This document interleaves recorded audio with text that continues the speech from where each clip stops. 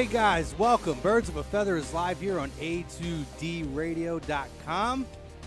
I am your host, Chrome. Over here to my right, Paulie is back, contributor to NBC Sports Philly. Paulie. Chux is here as usual. Ryan Brodo on the ones and twos.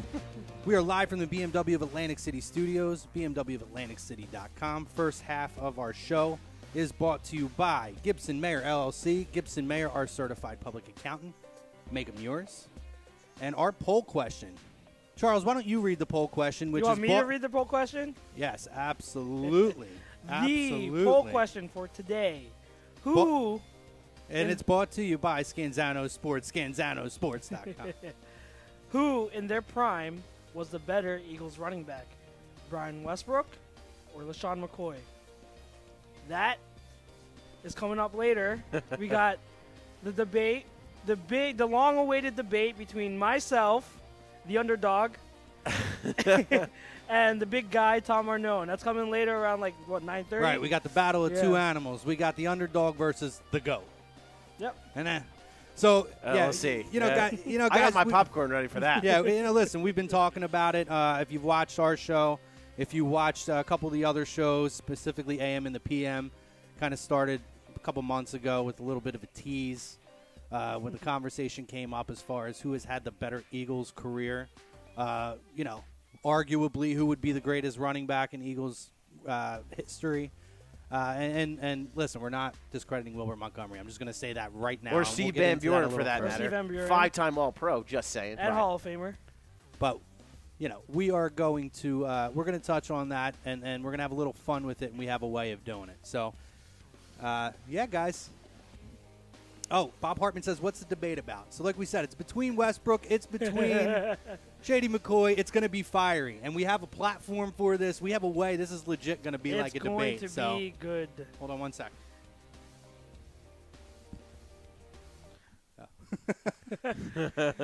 Not even like a fade out. He's the man. Ryan's the man. So, anyway, guys, this week we're going to start the show off.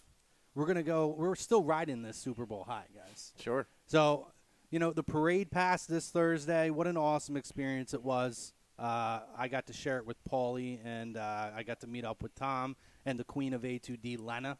It was a good time, So, Charles, let's hear about your experience, because yours was an interesting one. I know you stayed over in Philly for pretty much from Super Bowl night.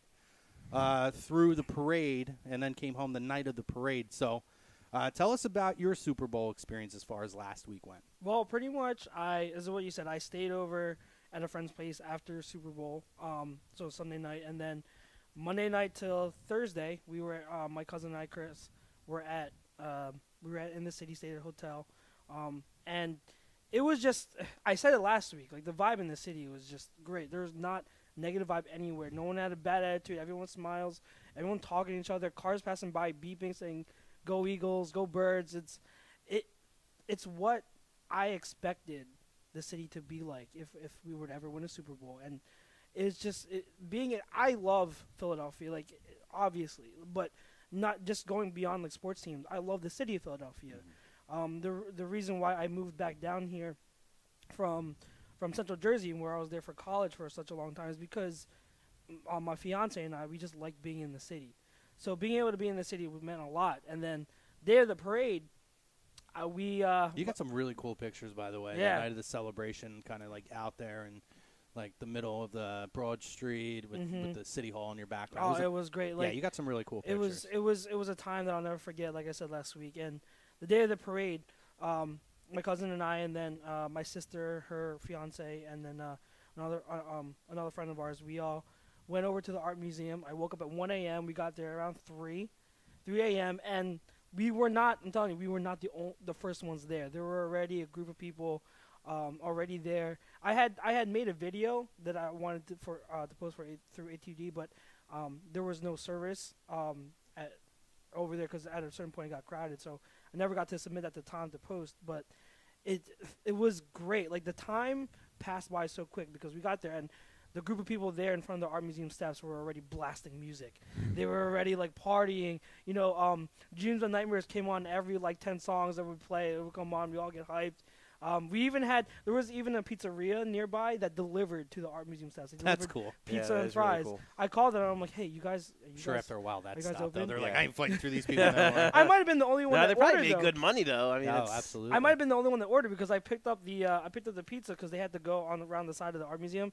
I went to meet them and brought the pizza back. I was like, "You got pizza? You got pizza?" So like, a couple of the people like they were like, "Yo, I'll give you $1 for a slice." So you could have made some money, Charles. yeah, but it was such a good time. Oh, and the pizza, that pizzeria dyed their pizza green. So like I don't know it how I was feel about green that. pizza. It was weird looking at it, but I mean it was Eagles fever all Well, it's day. great. And then I text you at like 4 a.m. Yeah. and was like, "Yo, what's it like?" You're like, "It's already crazy." I'm like, Yeah, It's me already too. nuts. Yeah, I texted him early too. it was already nuts, and it just got like so the time went by really quick because everyone was just partying, and then around like 6 or 7, that's when people really started to it got really packed, and like people started to push forward. So we packed up all our sleeping bags and chairs and everything, and we started to like stand. And around that time is when they started playing they were playing the Super Bowl game up on the big screen. Oh, so that's that cool. helped. That helped pass time, and we saw a lot of people, like a lot of like media members go by. Like Kyle Brandt was there. I was shouting. You probably could see me like if you watched Good Morning Football. For that episode, you probably could see me in the background. And Colleen Wolfe, who I have a huge crush on, was there a couple of times. She waved at me, so it was great.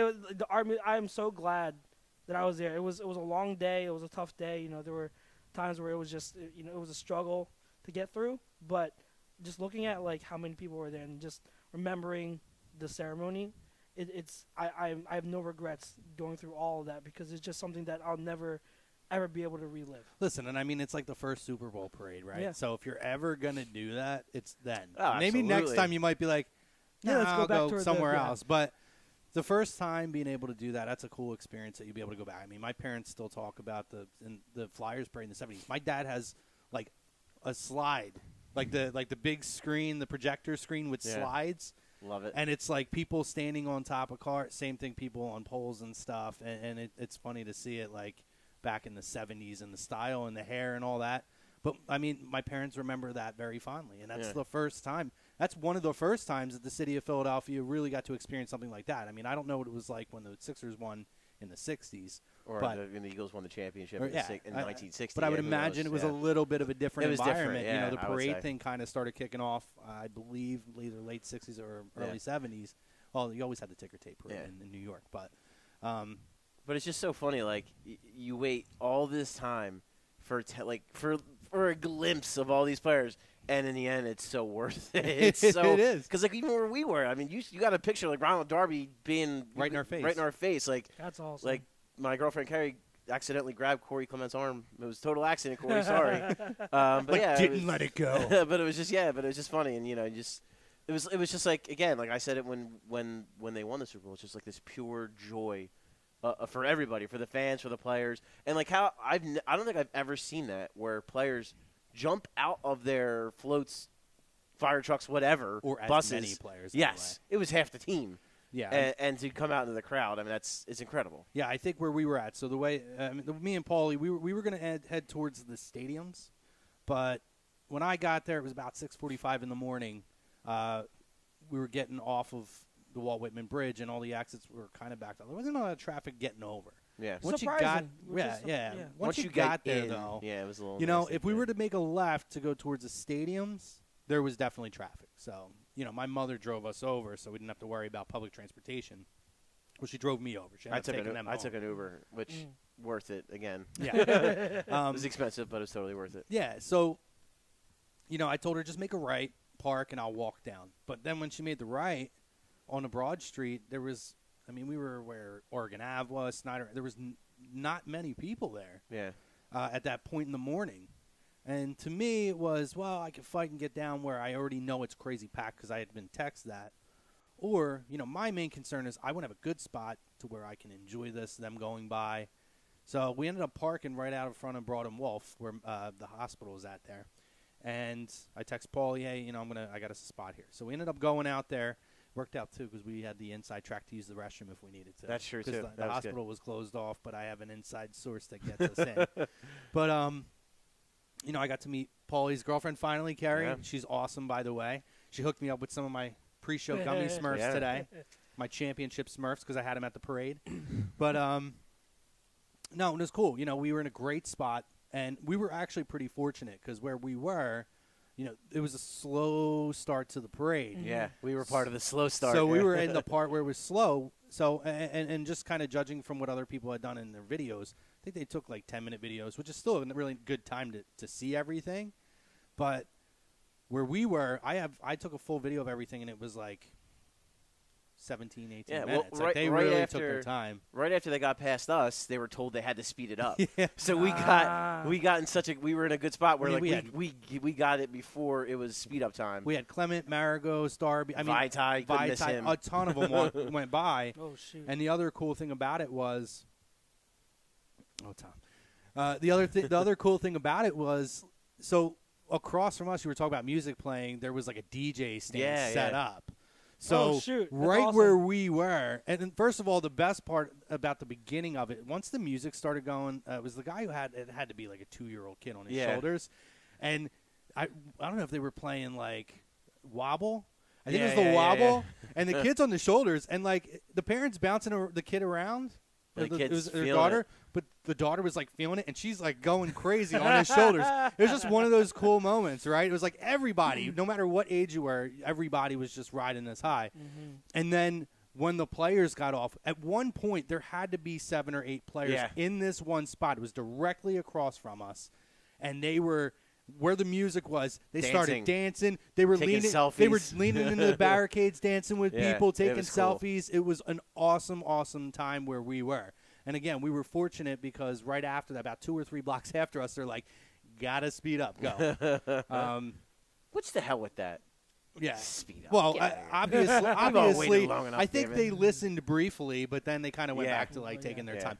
But in the end, it kind of worked out because from when they anticipated everything ending at the art museum, they still ended up before 3 o'clock. I think pretty much everything was done. Yeah. I mean, there was a lot of short speeches and one amazingly long speech, which we'll get into it. Oh my gosh. We're gonna hold it, but we are definitely gonna get into what I would call. We talk about goats. That is the goat of all speeches, celebratory speeches ever. And he had possibly the best soundbite on field after the game too. Oh yeah, oh, yeah. I mean, absolutely. Dude is the best press conference after the game absolutely. The guy's a freaking hero, Jason Kelsey. Pen him in for mayor. Yeah, but it was a really wonderful experience. And then I think when everything ended, the idea was, okay, let's walk towards City Hall, try to follow it as much as we could, but it was impossible. Yeah. So, fortunately, Paulie's girlfriend and Paulie had friends who lived close by. We got to go there and watch everything. But it was a really awesome experience. I really enjoyed it. I was happy I got to celebrate with this guy. It was like a lot of full circle conversations over the years, as I had talked about last week. And it was just a really awesome experience. We got to see Tom. Tom was super hyped and pumped, and Tom had some friends with them. And what I love is to them. Well, there was that one gentleman who hugged you at least 7 times. Yeah. Oh, wait. No, it was more than that. Okay. All right. So let me get into this. It was amazing. So we're standing Does everyone have creepers now? Wait. Oh, it was amazing. Wait. So I was wearing my Cox jersey, and I got a lot of people yelling to me and high-fiving me for the Cox jersey. But there was this inebriated gentleman. Yes. I would say at that point it was 7:30, 8 o'clock in the morning. He's already inebriated. You'll have to be more specific. And the guy walks up to me, right? And he's like, "Yo, Cox, yeah!" So I give him like a high five, and he's like, "Let's hug it, brother. We did it." So I'm like, "Cool, I'll hug him, whatever." And then it literally turned into every sentence he would say a sentence, finish, and he's like, "Let's hug it out." And I'm like, "All right," so I'd hug him. Then I would say a sentence, and he'd be like, "Let's hug it out." I'm not even kidding. And I said to them that day, and it's not an exaggeration, I hugged this guy more in a 5-minute conversation than I've hugged probably not just my mother. My mother, my sisters, my grandmother, my father, and probably all you guys after the Super Bowl. Yeah. More than everybody combined. He just hugged me once, thankfully. I legitimately gave this guy, because then I saw him when we were walking back, and he gave me 3 or 4 more hugs. It had to happen at least, and I'm not even exaggerating, under, I would take the over on 24.5 hugs. It was insane. I kept looking at Paulie, and I'm like, I don't even know what to make of this. This is a lot of hugging right now. That's I'm in touch with my emotions. I like to hug. I'm a hugger.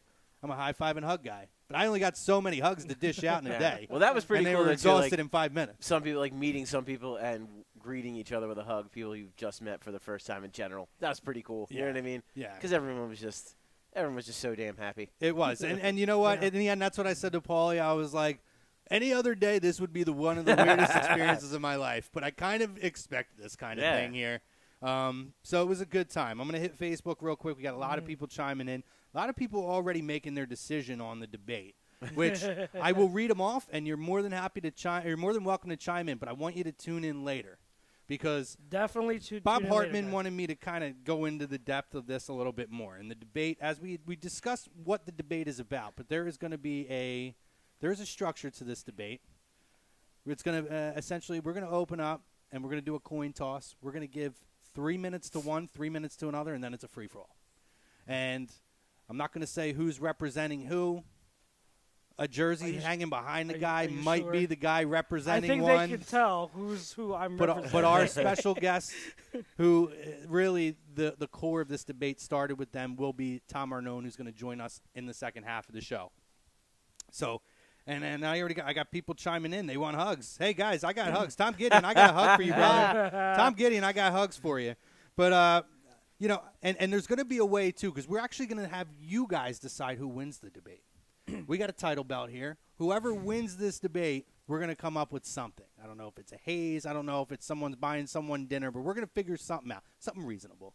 We're going to come up with something. I didn't know about this, but okay, sure. Well, I told you, I'm formulating this whole thing. All right. So we're going to come up with something that all parties can agree on, and there will be a winner to this. And again, I'm going to have a way that we're going to be able to tally them separate from what the comments are now, so that we don't miscount. Mm-hmm. So definitely, if you're joining us now, please join us for the second half too, because I am guaranteeing you, this freaking studio might burn to the ground. Get your popcorn ready.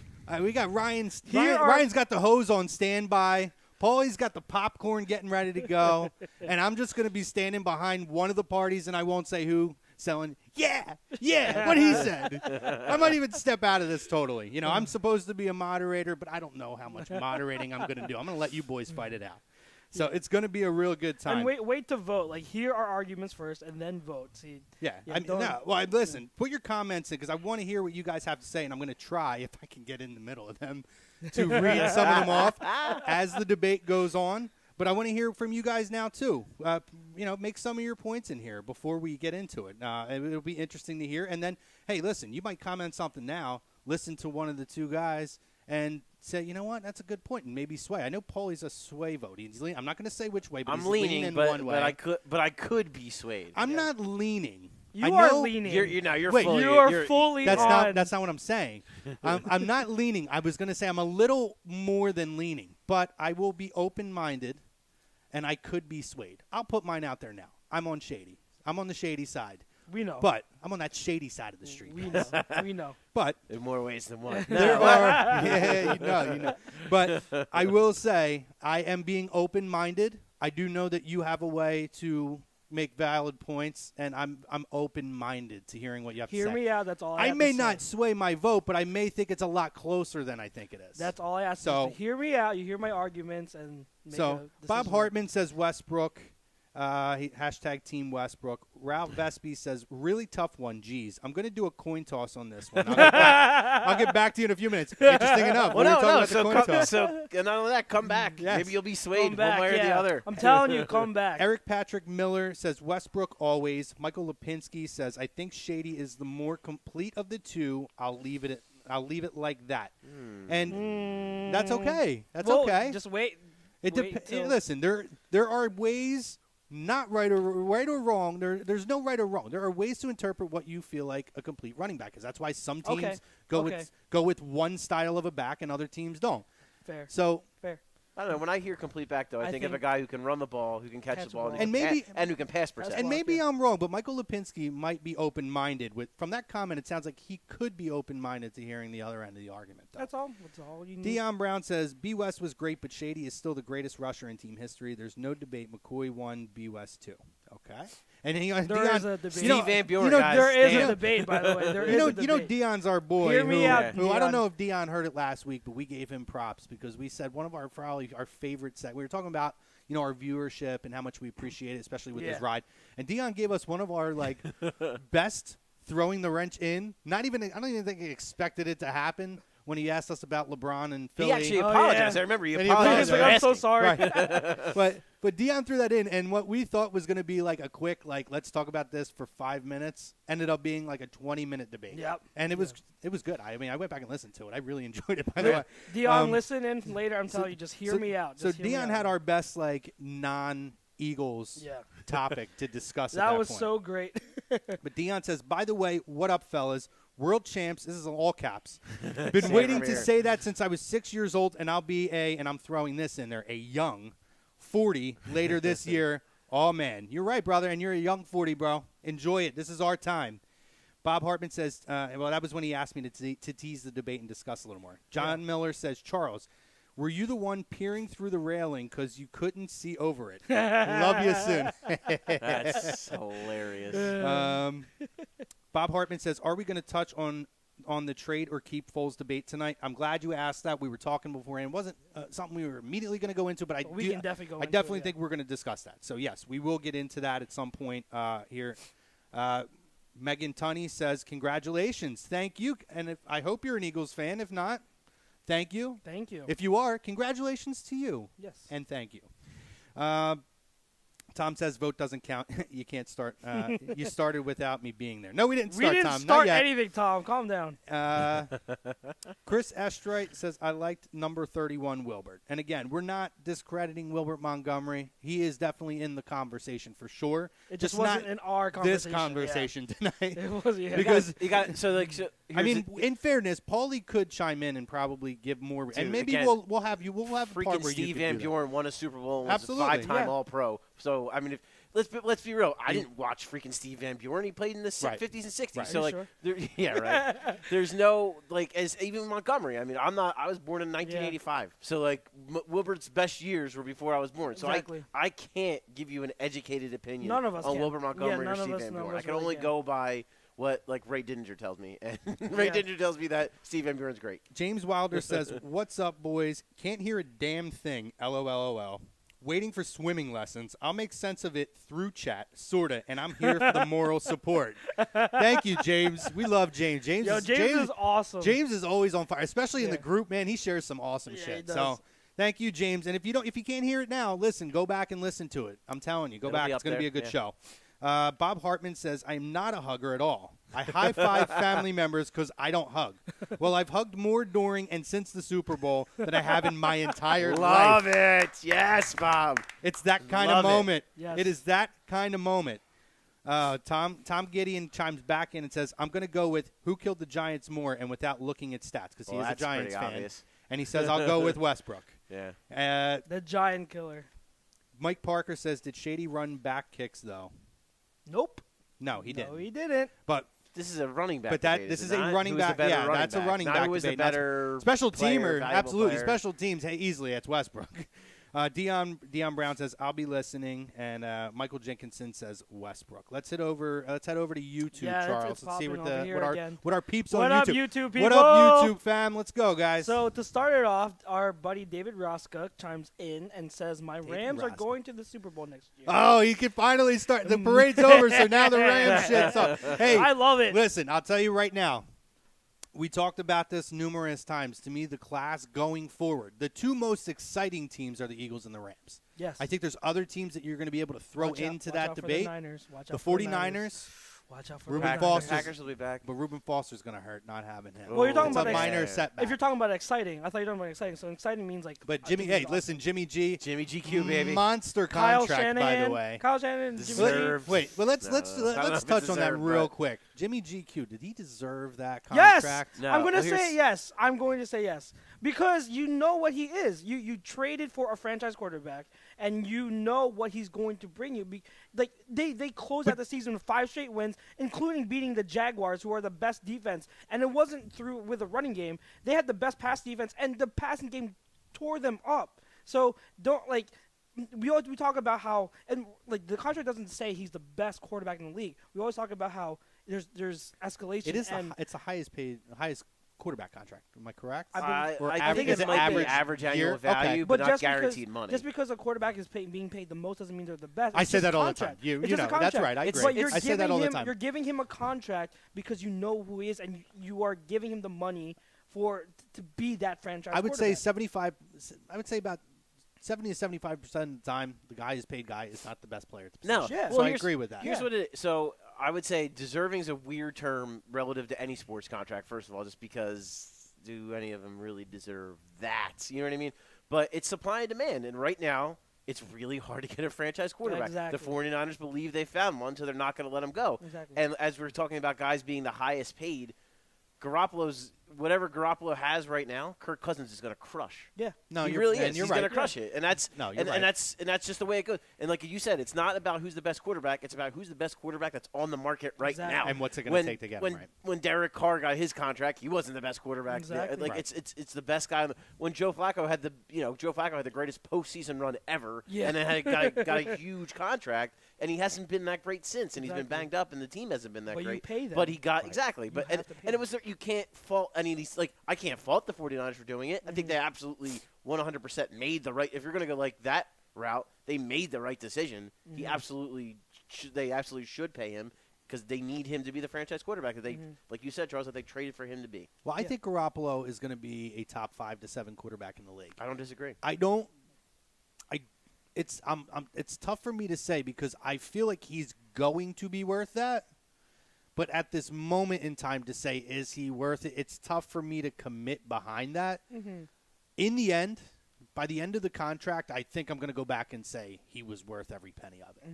So that's kind of where I am. I'm leaving it open, but I'm leaning more towards yes. I want to hear from the quarterback guy over here in the corner, Mr. Brodo. Jimmy GQ, buddy. How you feeling about Jimmy GQ? Well, I mean, I think it was a necessary move. I mean, I don't think the question should be, does he deserve it? Because no one knows yet. We'll find out. I think that's a question we can answer, at the end of next season. Maybe, yeah. The real question is, was it a necessary move? And it was 1,000% a necessary move. I mean, to have a guy like Nick Foles, I know he just won a Super Bowl, but people were calling him one of the biggest free agents, possibly. You know what I mean? Or available quarterbacks, or guys that they would want to go out and get. Kirk Cousins, his value is going to be skyrocketing. When the quarterback class and the quarterback position is so bad, and there's so many teams that are desperate, a guy that's only played 7 games, I understand, but he's looked so great in all of those games. And the things I'm hearing behind closed doors, as far as the type of leader Jimmy Garoppolo is in the locker room for a team that really had no direction, it was 1,000% a necessary move because a move like that will give direction for not only a position but an entire organization. Exactly. Yeah, and I agree with that. And you have to think, too, for Belichick and Robert Kraft and that organization to have something, all those years of what was harmony and bliss, or what seemingly was, I'm sure there was whatever, for the most part. It was to if build you what asked they Teddy had. Bruschi. Yeah, absolutely. Teddy Bruschi said it was all rainbows and butterflies. Yeah, but sure, Teddy. When you talk about that and you think, it was that impactful to have to move him that it drove a wedge between that bond that they had for so many years, it's very telling about what Jimmy Garoppolo's talent is and how highly he's looked upon. Yeah. If the GOAT of coaches looks at him that way, and then you turn around and you see the difference immediately on the field he made with San Francisco, and with a team that has talent but hasn't even scratched the surface yet. Their offensive as far line as was all beat up. As far as when they're going to start building. What weapons did he have? Right. Not really much. Garcon was injured. He had Marquise Goodwin, who was a good wide receiver. I like the tight end. I like George the kid Kittle. Yeah. But you're talking about rookies. You got Trent Taylor, who's also a rookie. Trent Taylor's pretty solid too. They beat the Jaguars, guys. Yeah. They beat the Jaguars with that roster, that offensive roster. They beat the Jaguars. And it's just, you watch what Jimmy G was able to do, and it's just remarkable. I could say, just going off by that, Jimmy G already, to me, is a top 5 to 7 quarterback. I'm not even projecting. I'm talking about if I were to look at quarterbacks now, he's in the top 5 to 7. Like, I would take him in top 5 to 7 quarterbacks. See, I guess, that's a criteria thing. Like, what are we saying? Like you're saying take right now? Right now. Yeah, I probably – yeah. I think you would put him in that category as far as take right now. Exactly. Absolutely. Right now. See, I look at it as for the future. Yeah. See, if I was to look at it, hypothetically, I would look at it as quarterbacks that I would take as they are now and build my franchise around. Exactly. Yeah. And if that case, absolutely, yeah. I would do that. As far as the way teams are structured now, I don't know yet if I'm putting him any higher than maybe 9 or 10. But again, I think he's going to be fantastic. I think he's going to be one of the stars of the league. I think he's going to be a great face for the league. Yeah. And because it's a handsome face, I'll tell you. Jimmy GQ. Yeah. maybe a little bit of a man crush there. We all Oh no, do. it's It's full on. Yeah. So our man Sweeps from Agree to Disagree. Sweet. Is he not commenting again? Well, like last week, He's texting. He's texting his He's communicating through me because his web browser is still very old, reportedly. Jesus, you got to get off that IBM, bro. So he asked me to pass along a message to you guys, and he said, where do I begin? There's a lot. There's a lot. He said, tell the boys that there is no coincidence that the year they came to A2D Radio, the Birds won the Super Bowl. Yes. Keep Yes. going it, gentlemen. And by the way, don't you dare sleep on Wilbur Montgomery. I'm old as We're hell, not. and his stats are sick, as well as in 100 games for the Birds, he had like 900,000 total yards, 266 stat. catches, and 57 touchdowns. Not too shabby. Yeah. You need to come on here and discuss Wilbur because No, he but was, if you look we at don't know Wilbur- anything. No. I've never watched him play, so I can't speak for him. So he had never see him. He had two unbelievable. Like if you look at his just his pure stats, he had two of maybe the like. If you're just like looking at his seasons, he might have had two of the best seasons for a running back in Eagles history, as far as yards, as far as he was a very good pass catcher out of the backfield as well. Like I think he had one season over 1,400 and one season over 1,500.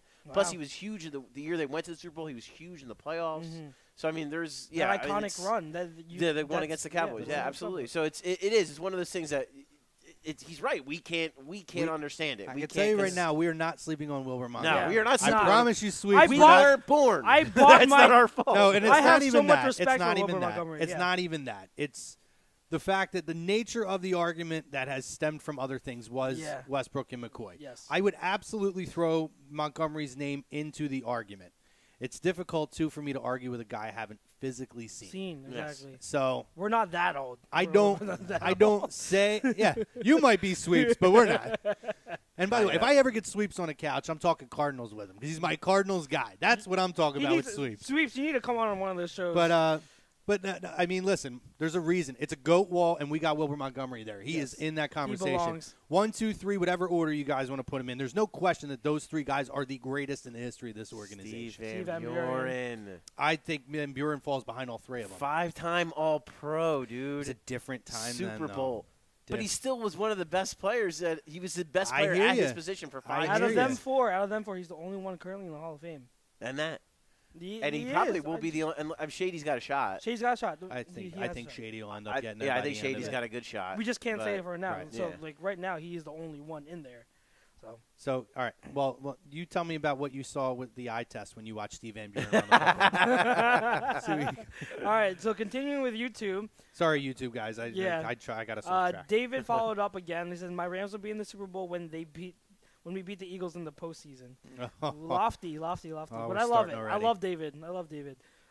Sean Taylor, hashtag hail to the Redskins, Okay, all says, right. wow, to think the Eagles were the laughingstock of the NFC East 2 years ago. Nobody thought you guys would win, and you proved us all wrong. It hurts to say this, but congratulations. It was hard fought. I appreciate it, brother. respect. No, seriously, Yeah. respect. Respect Yeah. for that, man. And That's I awesome. and I did comment and said thank you. I thank you to him. Let's see. I'm just going on. There's so many.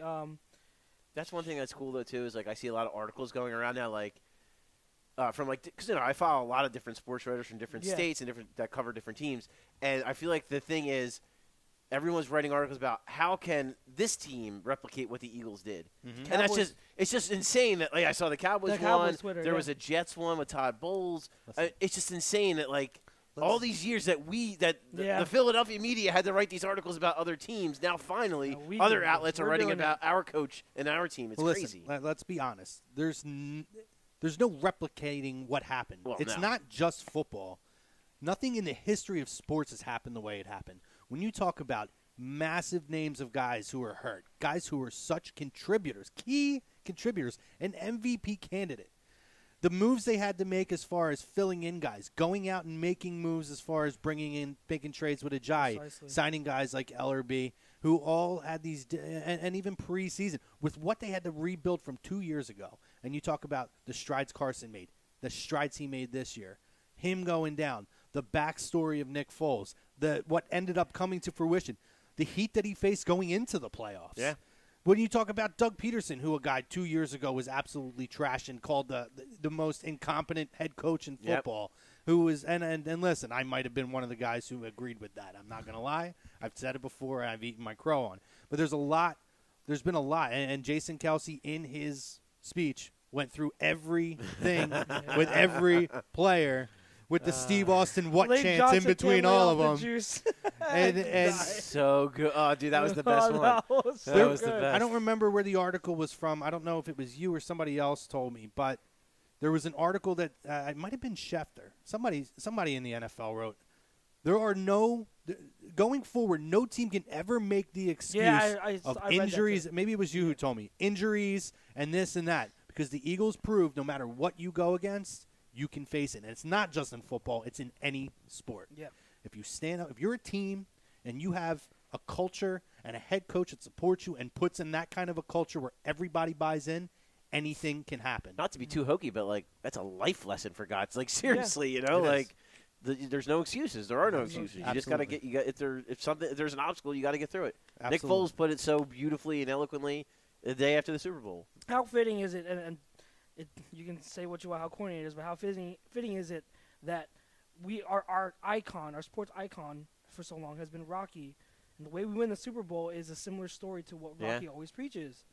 And the one thing before, I know we're going to jump back on there. I want to respond to Sean's comment. Mm-hmm. I will say this, and I'm very appreciative of it. Most fans of other NFC East teams, with the exception of one team, and I don't even need to say who that team's fan base is, Please say it. were very well spoken in their open-minded assessment of the Eagles as things went through the playoffs, and were very cordial of congratulating. I actually know a lot of people who were Giants and Redskins fans that were rooting for the Eagles. Same. to win the Yeah, Super same Bowl. here. Same. I did not know a single Cowboys fan, and I do know some that are very educated. And listen, There were some they make good because they points. didn't It said want the some did Patriots say, to "Hey, win." listen, Yeah. the Eagles may very well win this, but I just can't root for them." And I respect that. That's fine. That's your thing. But there was more often than not, I would say 96% of Cowboys fans that I talked to were just completely trolling, ridiculous, and over the top. That's the fan base in general for you. But I will say 97% on the other side, maybe one or two, everybody was very highly spoken about the Eagles, loved the story, and respected it. Mm-hmm. And I think that says a lot. So It does. we appreciate the support, we appreciate the nice words. Because honestly, if it was the other shoe on the other foot, I might say the same thing.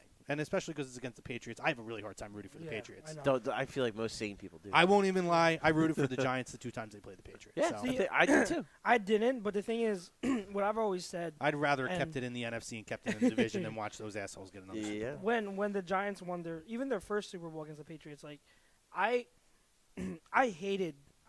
still hate the Giants with a passion because of New York. I really, really do. But the difference between my hate for the Cowboys and the Giants is that I respect the Giants because of what that organization. I respect the way, for the most part, how they run things, and I might get into Not this arguments. Well, not this year. I might get into things with their fans, but for the most part, I respect Giants fans. I have a lot of Giants friends, and I have one really close one who is the most objective and real fan you can get. Like he will criticize his team like to no end if they deserve criticism, and I can't say that. I can't say the same about my Cowboys friend. I really can't. So that's why I hate the Giants so much, but I always respect them. I will always respect them and their fans. And we're getting back to that. But Dion asked, did anyone hear from McNabb? McNabb tweeted the next day because he said he didn't see We anything or talked hear about anything. last week, Yeah, Donovan Yeah, McNabb tweeted. McNabb tweeted congratulations to the Eagles the day after the Super Bowl. So Yeah. if you go back on his Twitter, you'll find it. Go ahead and get back to All Facebook right, so or YouTube. trying to catch up. Sixers JT said, "God damn, that parade was electric. Me and it's electric." That played in the streets, actually. Yes. The DJ Yes, played it that did. across the street. He said, "Me and a couple of friends stayed at a hotel in Rittenhouse, and left at 6:45 to the Parkway, and we got a pretty good spot in the middle. When the entire sang, or I'm guessing crowd sang "Fly Eagles Fly," that was actually the moment that gave me chills. It was crazy. To parlay off of that, I think the moment that the moment where it completely hit me that we're champs was at the end of the ceremony when they blasted confetti and were saying we are the champions. I think that's when it hit me. I collected confetti. Yeah, you sure So did. I have a jar. I have a Yeah. jar with confetti from the Phillies World Series and from the Villanova, and I just put the confetti in there, and that's. See, it hit me when it was Nick Foles, Doug Peterson, Carson, and Jeff Lurie, and Jeff Lurie's holding the trophy. I was like, it's really here. It is in front of me right now. Yeah. And that's when it really hit me. I was like, holy shit, this is actually happening crazy. right now. We got Jay. I'm gonna read off this comment by Jimmy Changa. Jimmy Yes, Changa. One of I our still love that favorites. name. Paul's favorite. Just And loves then your name. I'm going to just parlay off of that, and then we'll end it just really quick. He says, "Here we go with the haters saying that the Philly special was an illegal formation." Shaking my head. Thanks a lot, Mike Pereira. It was One thing. Why are we still talking about it? 2, it wasn't, like we said last week, it wasn't Alshon's fault. The ref cleared it. And 3, it had no bearing on how the play At played all. out. And even in that article, Mike Pereira said it didn't have an effect on the play. So why are we still talking about it? It's the end of what was discussion. Pereira's art? Like, yeah, he was lined up off, but if Alshon reported that's on the line of scrimmage, that is not on Alshon. That is on Pereira the was sideline saying it was official. Pereira was saying like, oh, it's a judgment call, but it's the wrong judgment and shouldn't Horse have. shit. He's an idiot. Pereira's an idiot. Well, he tried to say the other touchdowns shouldn't count either. So this is my response to Pereira. The refs cleared it. New York looked at the touchdowns and cleared them. We're from Philly. No one likes us. We don't care. fucking care. Mike So Pereira. as far as what you got to say, bro, we don't care. Yeah. I saw one tweet that someone said he looks like a penis. And that was pretty awesome. Yeah, his stuff, his replay input and insight on Fox is not good. I never liked his input. But here we go. JHot247 says, in all caps, as he goes on his rants, just slanging it all over the yard. Mike Pereira pisses on his balls when he urinates. Can we screenshot that comment? Brian's going to screenshot that. Oh my gosh. And then he says, now Nick Foles has to pee like he has a hard on. Kneel forward.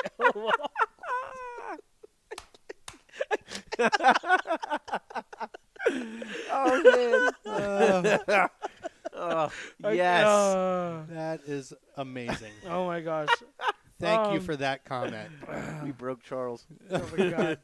And Sixers JT responds, even Dean Blandino called him out, and he annoyed the hell out of me too. Yeah. Yeah, Dean Blandino. Listen, a lot of the Dean people. Party Bus Blandino. Listen, a lot of the people who are running with it are the people that picked the Patriots, and are the people that are looking for every reason to take it away from Philly. The people who denied the entire season the success that was going on the field, and that they were a legitimate team. Well, If you really look at it and look at where the sources and the people who are writing it and talking about it are, they're the people that were never, ever, ever in favor of the Eagles and what they were doing all season. Yeah. So and it's too with again, like Pereira. The game wasn't on his network, so now this is his chance to get his fingerprints. and he's on right. it. Pereira probably wasn't looking at it because he was too busy pissing on his balls, and he just decided to throw a comment out there. So The real super skunk, I think that's my boy Rob, but I couldn't be wrong. If I'm incorrect, I'm sorry, but he says Woodrow sandwich for Chuck. If you guys don't know, my favorite cheesesteak spot is Woodrow's on South Street. I've heard good things. I've never been. If you haven't been, it's amazing. Field trip, guys. My friend Rob will say that they technically cheat because they put truffle whiz on it, which shouldn't count because for a real legit cheesesteak you shouldn't have to put truffle whiz. But what I say is it's the same price as other cheesesteaks. No one else puts truffle whiz on it. It tastes amazing. I love it. So, to me, Woodrow's the top. listen, the they're best trying to cheesesteak be in the bad boys at cheesesteaks, like A2D. We're the bad boys at sports talk. So Philly. Let's see. JHot247 again says, just got in from overseas. Who won the Super Bowl? Did the Birds? I will say I'm a Celebrity Big Brother. Well, I'm a Big Brother fan. They have Celebrity Big Brother, and none of them saw it. And legit, one of the first things that they asked, they do like a week in the news and update them. And one of the first things was they said, "What would you like to know?" And I can't. It might have been Ross. I forget his last name. The first thing he said was, "I want to know who won the Super Bowl." So they went through and they did like it was just for fun. Is this true or false? And they went through and said Tom Brady leads a game-winning drive in the fourth quarter. The Patriots topped the Eagles, and they said the final score wasn't the actual score. But anyway, they almost all of them, with the exception of the names aren't important. Yeah. Anyway, there was like 2 or 3 of them. But when they announced who won, and they said it was false, there was like 2 of them in there that were marking out like they're huge freaking Eagles fans. It was awesome. Or maybe they just But hate Tom everybody Brady was and the Patriots. but everybody there was like in shock. They're like, "Oh my God, the Eagles beat the Patriots!" Like fucking right they That's did. right. Yes, they did. J-Hot 24/7 again says the Pats expected a particular offense, and the Eagles showed another. 41 points on Bill Belichick.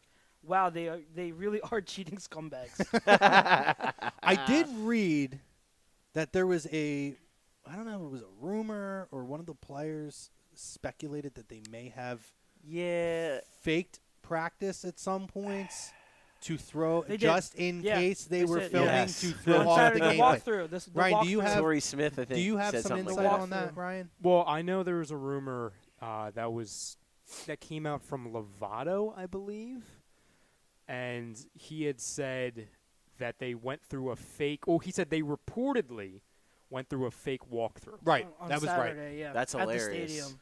That's Just really funny. in case. And Yes, in case. yeah. I know, like they asked Torrey Smith about it, and he's like, "Well, here's the thing. I think everybody's cheating, so you can't ask me." That's great. The real super That's skunk the thing. again. I'm gonna miss Torrey Smith so much. I know. Me too. I love Torrey His Smith. personality. I've always liked Torrey Smith. I know. Yeah, me too. I've been a fan of him since he was with Ravens. Yeah. I was like, oh, this guy's good. So I like him. The real super skunk again says Westbrook, but it's This guy's close. good, so I like him. I like him. I do. Westbrook, but it's close. He wants me to show them the pic, but I think I showed you already.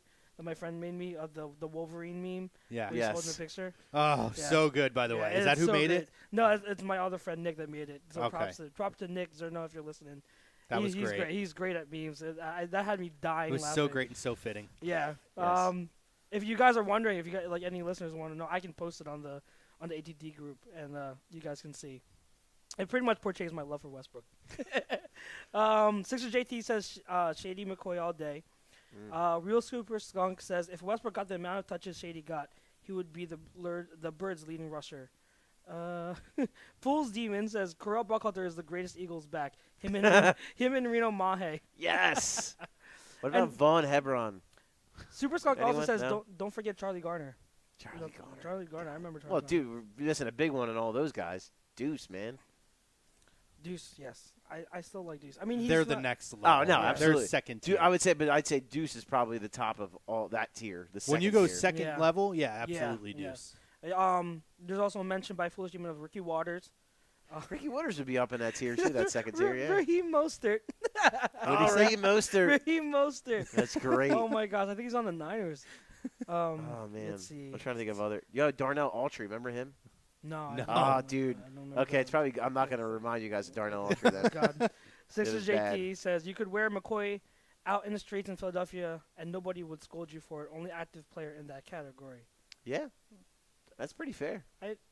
I don't get what the point. So is. of all And- of and- all the players who are active that aren't on the Eagles anymore, People- that would be the Oh. one jersey you could get away with wearing that no one would give you shit for. And I kind of agree with that. Well, Macklin, people love Macklin, Yeah, but it's but different. not I feel like it's not different like with I know he's Shady, not yeah. he's not as like on the level. I'm not saying he's as good. I'm just saying like Yeah, you could wear a Macklin jersey, people would be like, hey, Macklin, we liked him. But I mean, I don't know. I I'm feel just like saying. Shady would be. I get what he's saying. I agree. Okay. I think it's more Shady would be the kind of like. Yeah. It's almost like Shady in a weird way is like still here, if that makes any sense, because like he still loves the team. He was at the playoff game. Well, Yeah. so we then talked about that. Yeah, We that's talked the thing about we it, talked yeah. about is, he basically put Michael Bennett in his place. 'Cause Yeah. Michael Bennett on NFL Network. God, I hate the Bennetts. Everybody was talking shit on the Eagles, and Shady was the one going into the Minnesota game that was the Eagles' proponent, talking, defending what the Eagles had and legitimizing it. And Michael said, Bennett, let Michael my man Bennett Nick said Foles to swing him, it. "How can you go to that stadium? You don't play for them." And he said, "I'm the leading rusher all time in franchise history." And he said, "I played most of my career there. I have a home there always." And it's like Michael Bennett was like, Well, it was great too because I remember what Shady fuck said. up, Michael Bennett. Yeah, Shady God. said, "Let my boy Nick sling it." Yeah, he did. And he did. That was that what he did, and he totally Yep. did. It was great. Yep. Let's see. Oh, it's funny because Super Skunk right after that says Macklin, and then Texas JT says, "Yeah, I guess Macklin is acceptable too." And then Fuller Steven says Kurt Coleman. Just kidding. Coleman. Just kidding. And then Benny man. Logan. They mentioned Benny Logan. And then, does anybody own a Yeah, Benny I was Logan? gonna say. I've never seen a Benny Logan. Benny Logan's a swell guy and all, but. You can hop on Facebook. I'm Okay. I'm So, almost yeah, caught up. we got some Facebook here. Dion Brown says, Cowart said he has the 49ers being the dark horse to be in the Super Bowl. Yeah, Mike might be a Parker little much. says, what I'm trying to understand is why was Kelsey labeled as too small for center, but then on the other hand, he's regarded as one of the best centers in the league. Maybe all the other System. teams should be scouting for undersized, agile Well, centers. System and what you asked them to do. It's system plus also crazy thing with Kelsey at the combine, he had just he got appendicitis. Yeah. So he had to have surgery. He lost like 20 pounds. So when he was at the combine, he was okay. like 260 pounds. Yeah. Oh, that'll. So so that hurt him a lot. Yeah. So that's why he went in the 6th round. Like that was, Yeah. but yeah, It but was like kind of a steal in the end. huge steal. Are you Yeah. kidding me? A 6th-round pick winding up being an All-Pro? Yeah, absolutely. Winds up being But an All-Pro and probably the mayor of Philadelphia in a couple of years. agreed. But no, and also to Charles' point, the reason why they drafted him is because Howard Mudd was the offensive line coach at that point. Right. Howard Mudd saw a lot of Jeff Saturday in him. And Jeff Saturday was an undersized center, and that's what he wanted. Howard Mudd wanted an athletic offensive lineman that could move and get to the second level. Right. So that's why it was like a stars aligning thing. It was Kelsey fit the system perfectly, and then after he left, Kelsey was just too damn good to get rid of. Yeah. Except for when Chip Kelly didn't know how to use him. Chip Kelly was having him stand in there. Chip Kelly didn't know how to And- use anybody. And the thing is, like it goes Except to for the, Nick Foles. It goes to the Except point, for well, yeah. the second season not as much. Yeah. It's like Kelsey is a perfect example of teams where, like, at the scouting academy, one of the first things I was taught and was learning is when you're scouting for a team, they want to know what a player can do, not can't do.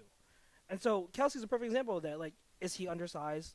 Yeah, probably. Can he stand there and anchor as a good have elite anchor and pass block? No, he can't.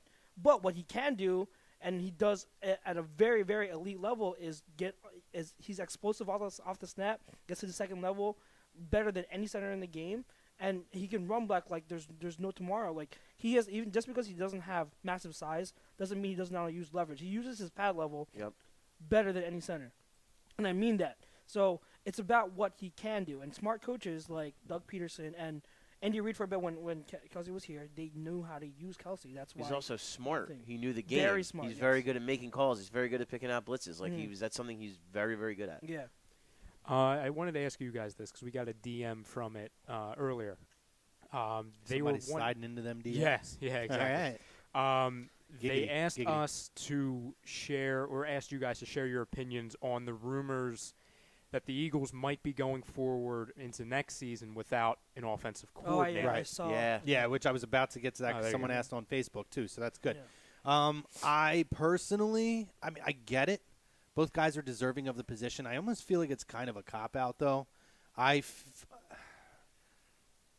sure they'll define the roles of what they're going to have, but I feel like I feel like you have to have very specific defined roles, and I don't want it to get. I always use the term mucky, and I feel like you're opening up the potential for guys to step on other guys' toes.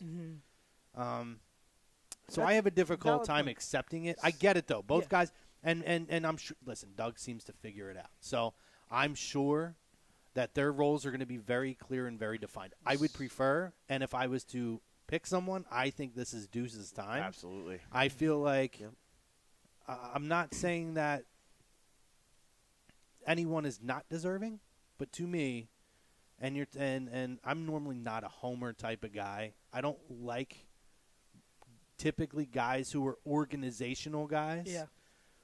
But Deuce has been an organizational guy who not only contributed on the field, but his contributions as a coach and the learning tree that he's now been under and the progression that he's made and the way other teams are viewing this guy. He's been here a long time. He has earned that opportunity more so to me than anybody in the league right now. Here's a question. So I don't like, to me, he's not getting the clear opportunity that he should be having. Here's a question that you guys can answer, because it's an argument I was having with my cousin Chris, the one who I stayed with, and me and him argue all the time. We bicker all the time about stuff. But he was on the other side of the fence. Is like, it doesn't Deuce being hired and promoted as OC doesn't really instill much confidence in me. He's skeptical of Deuce's play calling because at an East-West Shrine game, Deuce was a coach and called a bad game.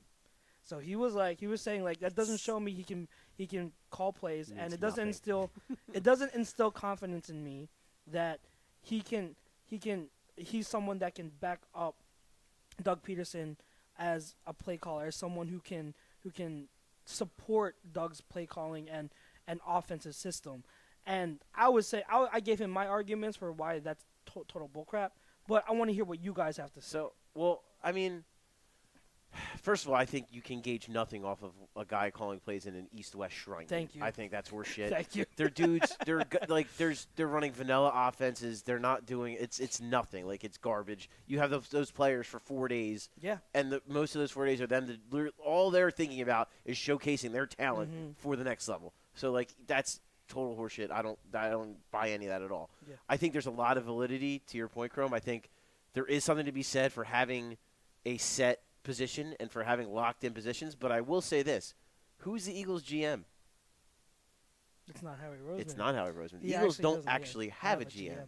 He is a president of football vice president of football operations. So, but we all know. We all know. I actually forgot that. And I was Yeah. like a trick Yeah. question. I'm like, No, wait, no, who is no, that? yeah. I'm like, No, no. shit, do I ever get who the GM is? He is. I mean, he is though. I mean, like Right. realistically, he is. He's the de facto GM. But in reality, Doug Peterson, no matter who he hires, no matter who gets promoted, Doug Peterson is his team's offensive coordinator. Right. I He's agree with calling that. the plays. So what I think is going to happen, what I think would make sense is you kind of give Deuce and Mike Groh this shared title of offense coordinator. Deuce is your running game coordinator. Mike Groh is your passing game coordinator. And I'll say this: as much as I totally, and you guys both know, I've been on the Deuce bandwagon. I think Deuce should be an offensive coordinator. Yeah. I think Deuce has earned it with especially the I job think he's done with these running backs. we're fortunate not to lose them. Yes, Yeah, agreed. So agreed. I think that's the case. But at the same time, if you look at Mike Groh's track record, he also has a really good granted, it's not here, but in general, Mike Groh has a really good track record, and he's also a guy who would be a worthy candidate. And think about Yes, this. he is worthy. He's the wide receiver coach. Think about how, I mean, granted, there's personnel changes, but you got to give him a little credit for Nelson Aguilar Oh, yeah. figuring Oh, out. yeah. No, I You got agree to with give that. him a little credit for all these guys playing well. Yeah, there's so no I mean, doubt. so I think there's definitely validity to your argument. Yeah, of there is. Someone Yeah. should be, maybe someone should just have that title, but at the same time, they both those guys know it's Doug's show, and they're just helping out. Right. They Yeah. know that. So I think that they're going to be willing to accept some kind of co-title where, like I said, Deuce is the running game coordinator and Mike Groh is the passing Well, game I'm going to put coordinator. it this way, and it is a business in economics. If that's going to be the case, they better pay them both like they would pay a regular coordinator then, because Jeffrey ain't going to be cheap. Jeffrey will spend the money. Jeffrey doesn't. Yeah. Jeffrey's Yeah. such a great owner in that sense, man. He's willing to shell it. Like, he's not going to cheap out. You know what I mean? Like, he's not going to no, do I that. know, so- I understand that. I'm just stating the obvious. Yeah. What you were saying about Mike Groh and the job he did with the wide receivers, I was gonna say the same exact thing, and it's the same thing with Deuce. What he's done, not even just this past year, but for the years he's been the running backs coach, Corey he's Clement, gotten man. the running backs to Corey Clement, produce. My cousin Chris asked me, "Okay, give me one running back he's developed," Corey Clement. and that's not a fair question. year, Corey I started Clement. off. I started off. I Fucking did, conversation I know, over. I said Corey it. Clement. I said the job he's done with Corey Clement is amazing. He said, "Yeah, but is that your only guy?" And I'm like, "Okay, go back. What young running back has he had to develop? DeMarco was already established. Ryan Matthews was already established. Darren Sproles was already established. Beyond them, who would we get? Also, after? too, here's So, another thing. Humphrey, He's IR. done- but Smallwood just sucks. even when we had after Shady Yeah, you left, can't pass, bro, yeah, man. after Shady left, and we had that trio of running backs, and then we had Ryan Matthews and Sproles and whatnot. They all still produced, didn't they? They Yes. all still put up good numbers. Ruben Frank, your boy at I like thing, Ruben, He yeah. he had an article, and toward the end of the article, he said that he posted the numbers of our running back group and their success over those few years that Deuce has been the running backs coach, and the running game has ranked in that time span like 5th or 4th in the league, something like that. So we've had running backs to produce, and I think that alone shows that Deuce knows what he's doing. He knows how to run run a running back offense, Let's why wouldn't he be deserving of an offensive quarter job? Rob Brinkman, real quick, to jump in the thing earlier, said Yeah. you can wear a T.O. jersey. I agree with that. T.O. jersey. He's not active though. He's We're not saying active. that. Not active, That's yeah, what we're saying. they're talking about Active. active. Yeah, that's true. I forgot that. But no, so with Deuce, so here's a big thing. So everyone talks about like the room, like the wide receiver room, the quarterback room, etc. Deuce had to run a running back room with 2 starting running backs, one who was traded because he was Yes. quote unquote disgruntled. I brought that up too. Yeah. So he had to control, like, as much as it's Doug's team, everyone gets that. Everyone's like, when they're meeting as a running back group in meeting rooms and watching film, that's Deuce's room. And then also on top of that, if you remember, when the running back rotation was called into question under Chip Kelly threw Deuce's ass under the Yes, bus he did. and said Deuce is the one who controls Yeah. the running backs. And you know what? Deuce didn't shy away from it. He said, "Yep, I'm doing it." And like to me, that's such great character. And like he never threw any of his guys under the bus. And I think Deuce has got the mentality, and I think he knows. He designs like people underestimate this, and I know you don't, of all people. Deuce designs the running game. He's the one who designs it. He helps design the plays, and then Doug's the one who calls them and does it during the game and helps game plan. Yeah. But Deuce designs the running game. So I mean that's huge. Yeah. That's half their offense, literally. That goes to show that he knows what the Absolutely. offensive system is. He might not be a play caller yet, but he doesn't have to be. He 'cause has a Doug's grasp. here. He has a grasp. Yeah. Him and Grow, they both Yes. have a grasp of this system and what it entails. So Absolutely. that continuity is important. My cousin Chris was saying again. He was like, "I want a proven guy to be the OC." I'm like, "No, I want continuity. I want someone. Yeah. If it's not gonna be Deuce, let it be Grow, because I want someone who already knows how this offense works. Not someone from the outside you're gonna bring in, and then all of a sudden you're talking about stepping on toes." He's not gonna know what to expect. He doesn't know. And now how that, how so this that's works. also that's a big FU to Deuce and Mike Grow. Exactly. By hiring someone off the street. Yeah. No matter who it is. Exactly. And you know, to your credit too, and what you guys were talking about as far as in the room, I think Ajayi looked like a different player on this team than he did with Absolutely. Oh, he Miami. did. And I'm a Miami fan. That's my AFC team.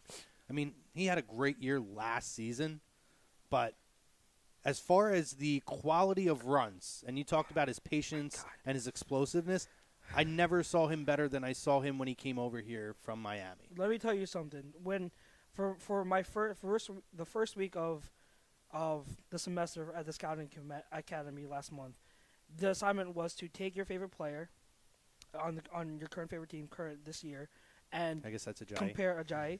compare his game from his latest game to his first game of the season. So I had to go back. I obviously already watched his game tape from all Eagles games, so I knew. I had an idea. I went back to his first game with Miami this year. You are exactly on point. He runs so differently now with the Eagles, and it's not just the line. His cuts weren't as sharp in the beginning of the year. I didn't know if he had an injury in the beginning of the year that he was dealing with, but he wasn't making sharp cuts. He wasn't using his leverage to the right point. He wasn't following his blockers as well. Like everything, like I was literally watching 2 different running backs when I was watching the first game of the year and the last game of the year. So you're on point. Like I don't know if Deuce had anything to do with that. I don't know if it rejuvenated motivation. I think it's all a factor. It's all a factor. Yeah. But I'd it's actually totally like to different. see. I'd like to see you, if you get time at some point, because I know you're busy with the scouting school. Go back and watch a game or 2 from him, his plays from last season, from 2016, and then compare it to 1 or 2 games from this season, and then give us kind of a report back. Because I would be really intrigued. I'll do that. Yeah. I've watched, but I don't. You know, you're learning about it. I couldn't sit here and talk about the ins and outs as thoroughly as you could. So I would be interested, whether it be next week or the following week, if we could kind of go through and give a breakdown of where the difference was. Because I'm sure you could see his development. I mean, let's not forget, he's a 24-year-old kid who is still developing himself as a runner. Absolutely. And I do believe, as far as being with the Eagles, too, that they are going to continue to have the running back Rotation. core that they have. That's going to extend and prolong this guy's career. We talked about it last week. Yeah. Him and Clement. Oh my God. So, Wait. And I think Darren Sproles comes back. I hope so. Yeah. So if you don't mind doing that, either next week or the following week, I would like for you to do that. It won't take much and get time. back to So us. yeah, I'll do it. Yeah. So we'll do that, and I think that'll be fun for people to kind of hear, and for all those people who were haters on the Ajayi thing, let's go back and take a look at everything. But getting back to Facebook here, Dion Brown says Max's Steaks at Broad and Erie Hashtag classic. Brought an ear at Max's. And he wants to know if we saw Nick Foles on Ellen. I didn't. I was at work, No, but I they didn't mentioned see it on WIP earlier. I heard the clip earlier. I didn't see the whole appearance. I'm going to go back and watch it, but as Nick always is, a very intelligent, very likable guy. I know he went through the story, really a very in-depth story talking about where his mind was at. And I think it was his wife, actually, when he was thinking about walking away from the game, who wrote him a letter and basically told him, I think you should continue playing. And he talked about how I think he said it was like his 4th or 5th game in Kansas City.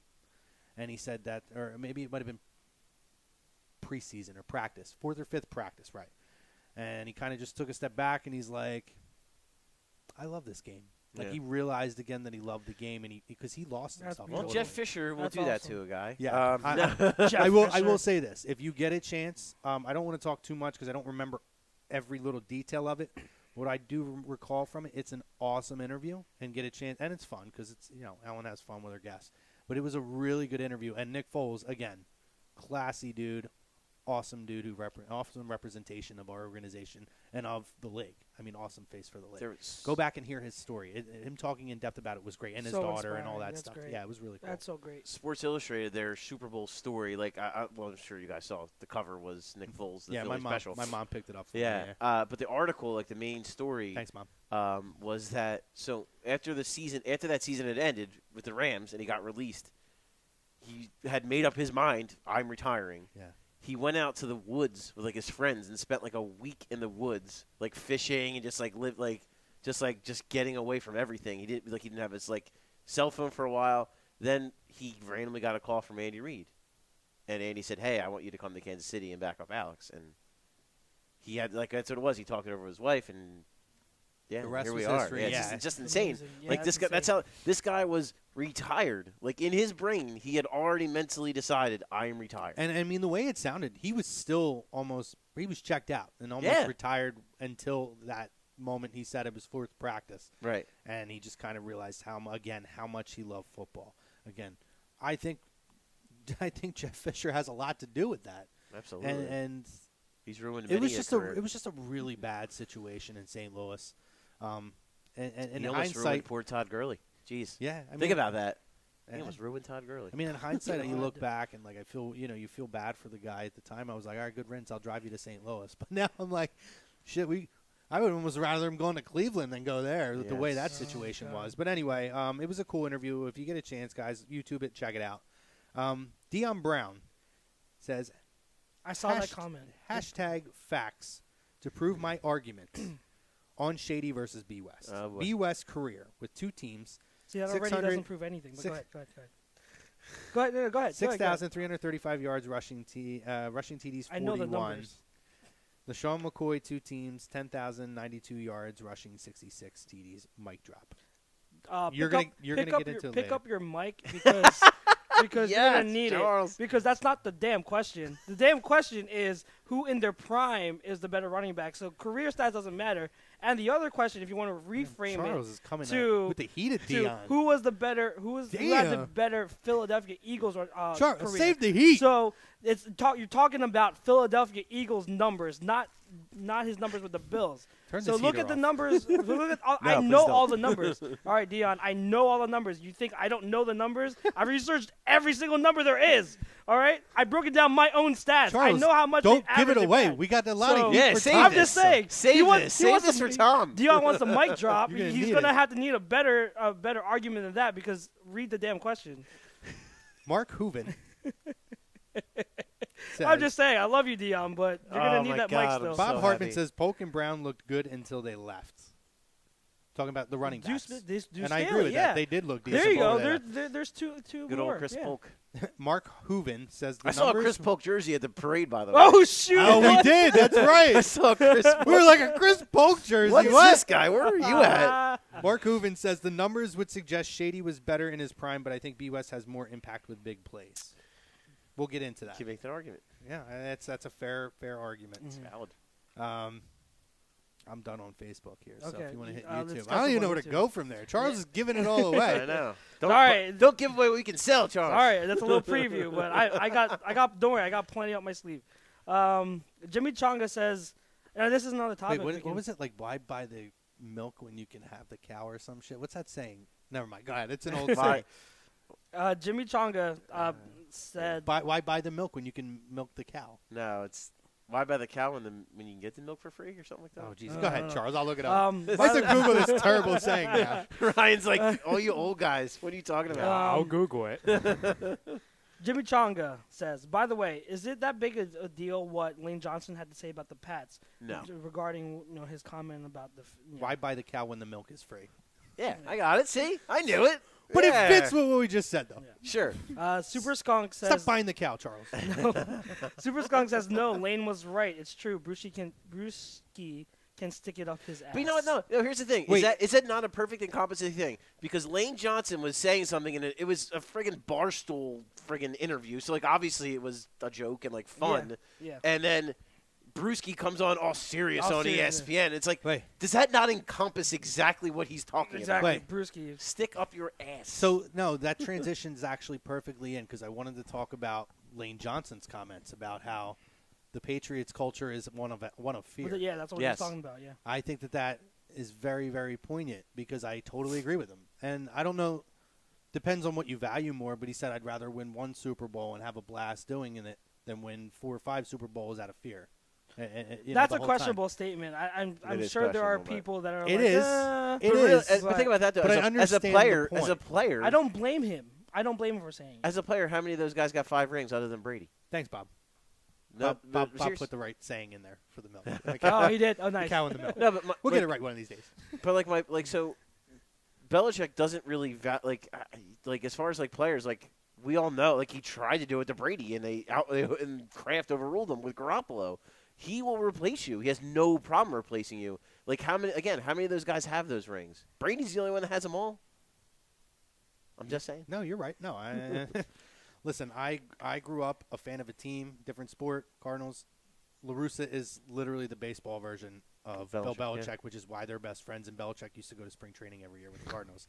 So I get it. Although I do think La Russa had a little bit more of a personality, La Russa a little definitely bit had a more little bit more, value yeah. of his players. Yeah. With the exception of Scott Rowland in the playoffs, he's played Scott Spezio, which, hey, got them through the NLCS in 2006. I'll take it. But I get it. Good old Scott Rowland. Oh, you want me to Yeah, continue? yeah. They were just trash talking Brewski, sticking up his ass. Foolish demon. Foolish demon says Brewski is a company man. Yep. He exactly. says That's what it sounded like in to me. 5 years. Like they all are, though. It's so No, crazy they how are. they all come out. Like one of the few that really, at least my perception, that isn't, is like Rodney Harrison. Like I think he more than most. He's just smart. More than most. He literally said before the Super Bowl, "Oh, I gave Tom Brady a hug, and he gave me a wink." Right? And it's No, like, no, come no, on, no, dude. no. But I'm Oh, talking God. about when That I shit. hear him talk about, Secret like I've heard him lovers. pregame and talk about Patriots and other teams. Like I feel like he's more realistic in assessing the Well, matchups. that's his job. He's supposed to. See, I don't know. But I a s- lot of them don't do Yeah. it. Like I feel I Willie s- McGinnis is a super homer, He's a super homer, yeah. and he's a guy who's supposed to be. Mhm. I don't you know. know, I feel like Rodney Harrison's unbiased. a pretty big. I don't homer, like. too. I don't I'm like just talking Rodney Harrison, my so- perception, guys. Yeah. My I'm giving you I my know, back. yeah, we're I giving think you he's. ours. I I think think yours that he's still sucks. a homer. And that's your Yeah. opinion, and that also sucks. You're entitled to it, but it's wrong. Foolish Demon says in 5 years, Rodgers 1, Wentz 2, Watson 3, Jimmy G 4, Jared Goff 5. I'm guessing he's That's ranking. not unrealistic. Read that one more time. So we had Okay. Rodgers 1, Rodgers Wentz 1, 2. Wentz 2, Watson 3, Jimmy G 4, Jared Goff 5. I can't argue with 2 to 5. What I find interesting is the fact that he would still have Rodgers there in 5 years. Yeah. You think he's gonna live? Ah, I said live. I'm sorry. Sorry. You think his I hope career? so. yeah, Jeez. yeah, Charles I'm is over sorry. here. First he tears Sorry. through Dion, and now he's like killing people over here. No, I love Rodgers, but like in 5 years, is he still gonna be? I mean, Brady is still doing it. But Brady is Brady though. I know, but Aaron Rodgers.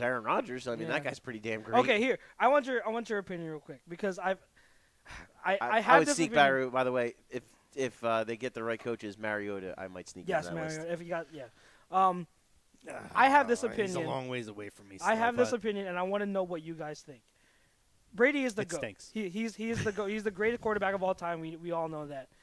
But would you have a problem if anyone, and anyone including me, because I believe it too, if I said that Aaron Rodgers is the most physically talented quarterback to ever play the game? Not the greatest quarterback, but the most physically talented quarterback we've ever seen play the game. Physically talented's tough, though. Because if you're going to say that, you almost have to say Michael Vick. Yeah, but because as far as physically talented, nobody could throw the ball further than Michael Vick, and no one was faster than Michael Vick. But he didn't have the accuracy. Your precision as a passer yeah. also goes into that. I'm talking about the whole package. You can do it all. What other quarterback in history could do it all like Rodgers can at an elite level?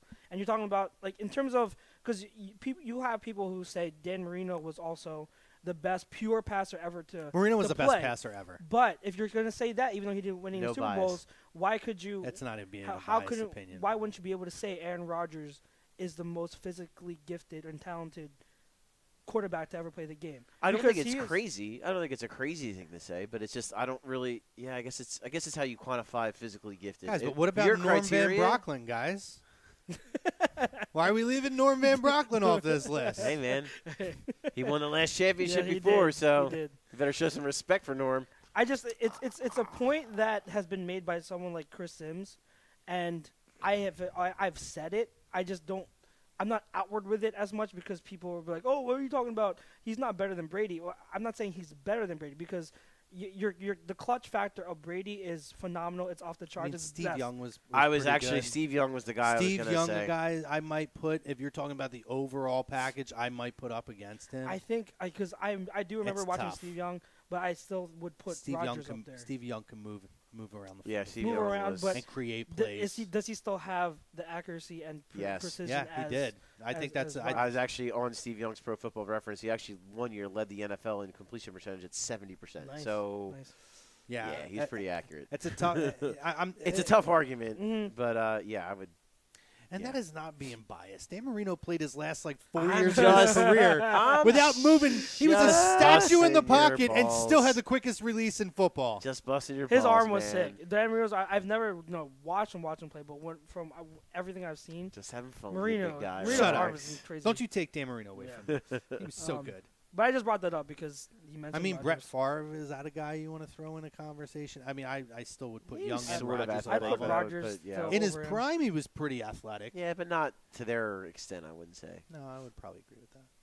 I mean, a guy that none of us watch again. If I was, Fran Tarkenton would be another guy that people. Ooh, Fran Tarkenton. If you're going to talk about all time, I mean, I didn't. Again, I can't.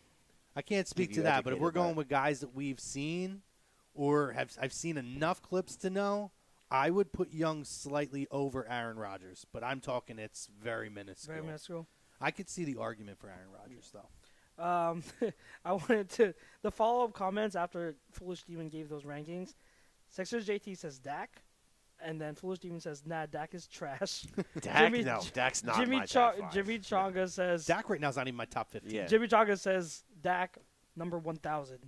Yeah. The Eagles literally have 2 quarterbacks on their roster better than Dak. Bob Hartman says the Pats win games without Brady. Rodgers goes down and the Packers miss the playoffs. It's hard to word, but I agree with Charles. And then Bob Hartman says Randall might be the most gifted, talented. No, Randall's one of the best scrambling quarterbacks of all time. And he did have a fairly huge arm. accurate, right? Yeah. But I don't know. I wouldn't. He might be the second tier for me, maybe even the third tier. I'd have to really sit back and think. It's a tough thing to argue.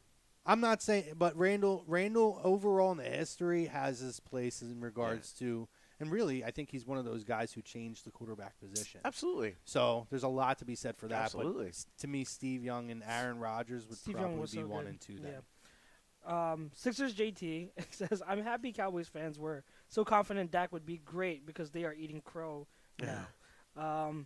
He says, Foolish Demon was also, pretty much agreeing with what we were saying. If Brady, Breeze, Peyton, and Philip Rivers can make it to 40, A-Rod can.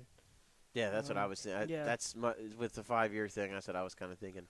I sure hope so because I love Aaron Rodgers. Yeah, I love watching Aaron Rodgers play. So I was actually just watching today on NFL Network. They had the game that they beat the Cowboys in, which that's always just fun to watch the Cowboys lose again. But it was a game earlier this year where they beat the Cowboys in Dallas. I will say, and I've said this for years, before Carson came along, Aaron Rodgers was my favorite player. to watch really since Marino. I don't know that I had a favorite player until Aaron Rodgers. I love seeing him play. And How can you not? Yeah. I always loved Greg Jennings too, and I loved watching him throw to Greg Good wide Jennings. receiver, yeah. I think I loved their tandem together. There was a lot of fun for me to watch Packer games when I was not watching Eagles games Yeah. and Dolphins games, which honestly no Dolphins games were fun to watch. But watching Carson every day has changed my mind as far as that. It's like having our own Aaron Rodgers because they're very Except he's they're bigger. similar, Except he's bigger. built like a middle pretty- linebacker. He's like a super athletic version of Ben Roethlisberger with a way better, with much more accuracy. Yeah. Yeah. He's a better pass. He's an upgraded Ben More Roethlisberger. intelligent, more like I'd say harder worker, better. I don't know about intelligent. I think Ben is a really intelligent quarterback.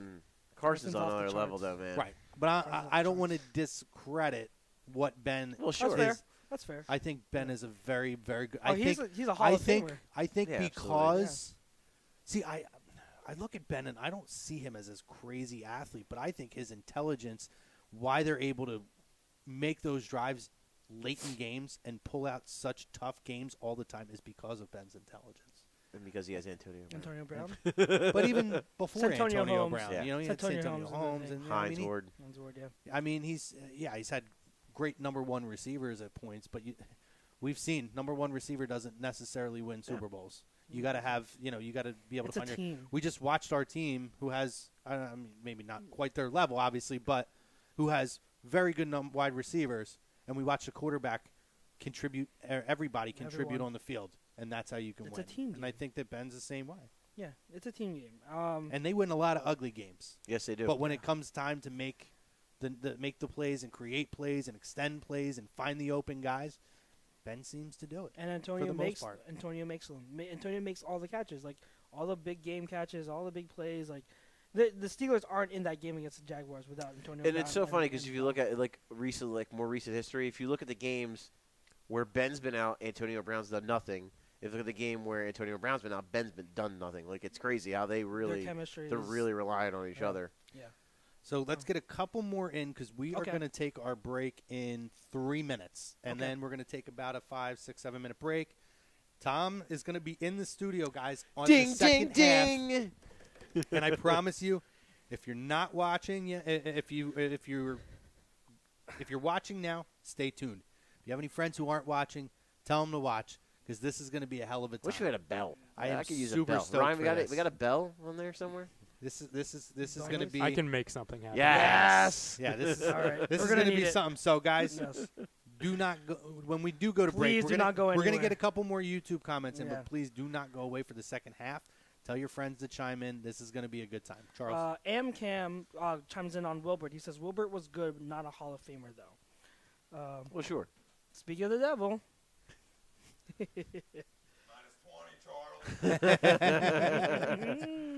Let's see. Jimmy Chonga says, oh wait, John DeCasanova says, you hear that we might not have an OC next year, which we were talking about, and Jimmy Chonga says it feels like a big risk the Eagles are taking reportedly not hiring an OC. Then again, I also doubted Doug P's hiring. Yeah, He won us a Super Bowl 2 years later. The Super Bowl, so I'll trust the process. I don't see it as a risk. Because what are you risking by not hiring? I don't know. Like, I don't really see it as a Hold risk. on, Ryan's personally, got something for us. What do you got, Ryan? You want me to play it now? Oh no. Save it. You know what? Let's do this because I know this is going to take up the entire second half. So let's do this, and I think we're gonna scrap that whole Hall of Fame thing. We'll do that next week. Eagles Hall totally of Fame. forgot and all about that. I Yeah. totally forgot about it. Well, too. we've totally had listen. forgot. we we've got had the a lot- whole off season. Yeah. Listen, the comments have been going crazy. Yeah. We're gonna save that for next week. Next week, so you guys can anticipate that. We're gonna go through the current roster. We're gonna talk about are they Eagles Hall of Fame worthy? Are they Hall of Fame worthy? And what was the other thing? we had? Number retirement. Number retirement worthy. We're gonna go through pretty much the entire roster. The primary. The main players. guys, yeah. Yeah. The guys who So are we'll do that possibility. next week. What I would like to do, because it was asked earlier if we can touch on it, Nick Foles, Carson Wentz, quarterback, quote-unquote controversy. What do we do with Nick? I think just as far as what we've discussed, I say unless I'm getting a top 20 pick, I'm not moving him. That's just me. I know some of you guys, Paulie specifically said if it's late the- first if Cle- round or the well, the first pick of the second If round. Cleveland offers me 33, I take it. I would take it too. I would take 33 because you have options. You can, if you really want, if there's a player you really like, you can bundle the picks, move up, or you can move one. You can take one and move it again and move back and acquire more second and third round picks. So you're acquiring more players of second or third round quality. Yeah. So because you don't have a second or third round pick, so it would behoove them to do something. As I've talked about during the break too, before we were on air, I don't think they stay at 32. I don't think. I so think they either. move back. Yeah. And if you're an Eagles I fan, agree with that. you can't be upset about it because it's pick 32. Yeah. Like, and the For all intents instance- and purposes, it's either a top second round pick anyway, yeah. or you could look at it as the same. It's essentially the When same. you talk, When I looked at it, so the specific example I mentioned was a few years ago when the Vikings traded up to get pick 32 because Teddy Bridgewater was at the end of the first round. They wanted to take him. Yeah. So they traded up because it's a valuable pick. If a team sees a guy like, oh, man, this guy was supposed to go in the first round, he didn't. yeah, Teams will want that number 32 pick. The Patriots have traded out of it often. So I think that's a valuable pick, and I could very easily see someone wanting a guy at that pick and them trading out I of agree. it. I agree. Yeah, I mean that's Yeah, that's you said- essentially where we're at. I mean, I don't move them And that'd be unless we fine. get that. And listen, there's no quarterback controversy. No. I talked There's about none. it earlier. There's none. I heard Ike Reese talk earlier, and I liked his point that he made, so I'm going to just bring it up for people to think about if you didn't get to hear it. And Ike Reese made the point of, it's a little bit of an exaggeration as far as the talent levels, but with the Chicago Bulls, Michael Jordan retired. They were a championship team. Jordan retires. Now, Scottie Pippen was a good player. They won titles with Scottie Pippen. But Scottie Pippen couldn't get him over the hump. They won games during the regular season, couldn't getting through the playoffs. You don't think that they were happy when Michael Jordan came back? He said, "I don't care if you're 6-0, you start your young quarterback, your franchise quarterback, the kid who might be the best quarterback in the league, The guy who 1 was or the- 2 years from yeah, now, the guy who was the MVP of the candidate, league. Yeah. hands down would have won the He wasn't MVP. a candidate. He was. Yeah, he was Was going winning to win the MVP. Mm-hmm. So, food for thought. There is no controversy there. Nick Foles, a very good quarterback. Yes. Above average quarterback, I would say at this point. I will say this: for me to trade Foles, it's got to be like the 33 might be the lowest I would go. Yeah. That might be the lowest pick I would take for Nick. I Foles. wouldn't take anything lower than that. Yeah. And we're going to go to break. I'm going to just leave it at this because this one made me laugh. Well, first thing, Rick Bates chimed in 2 things here. He put Shady as the man, and the Eagles tried to reacquire him in the Darby Matthews deal. What I loved is he said, at Deion Brown, I think Charles blew some of his load already. He couldn't hold it back until the actual debate. No, I got plenty. Don't worry. I got plenty. Man. It's Guys- been saving up over months. You think I don't? That's all I got? Nope. Don't worry. Charles has I'm pumped balls for this this. big filled with his load to blow out today. So anyway, guys, That got weird. that got, got so there's weird. nothing weird about it. No, It's no, big, that was bro. weird. No That was holds weird. barred. Listen, That got It's gone weird. off the rails. So we're going to take our break now.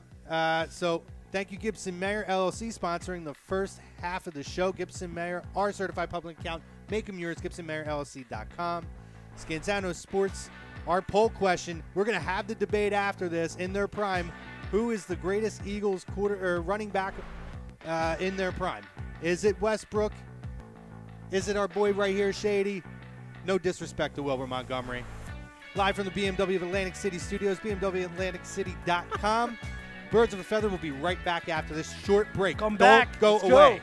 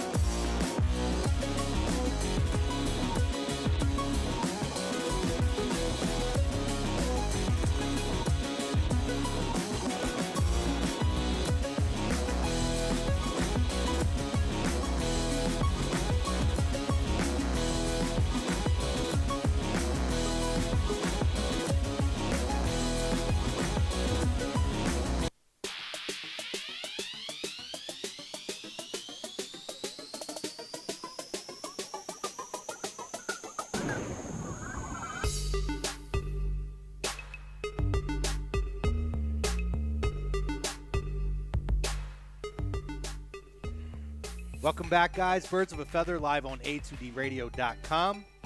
Live from the BMW of Atlantic City studios, BMW of AtlanticCity.com. Second half of the show brought to you by StreamSmart, StreamSmart.com.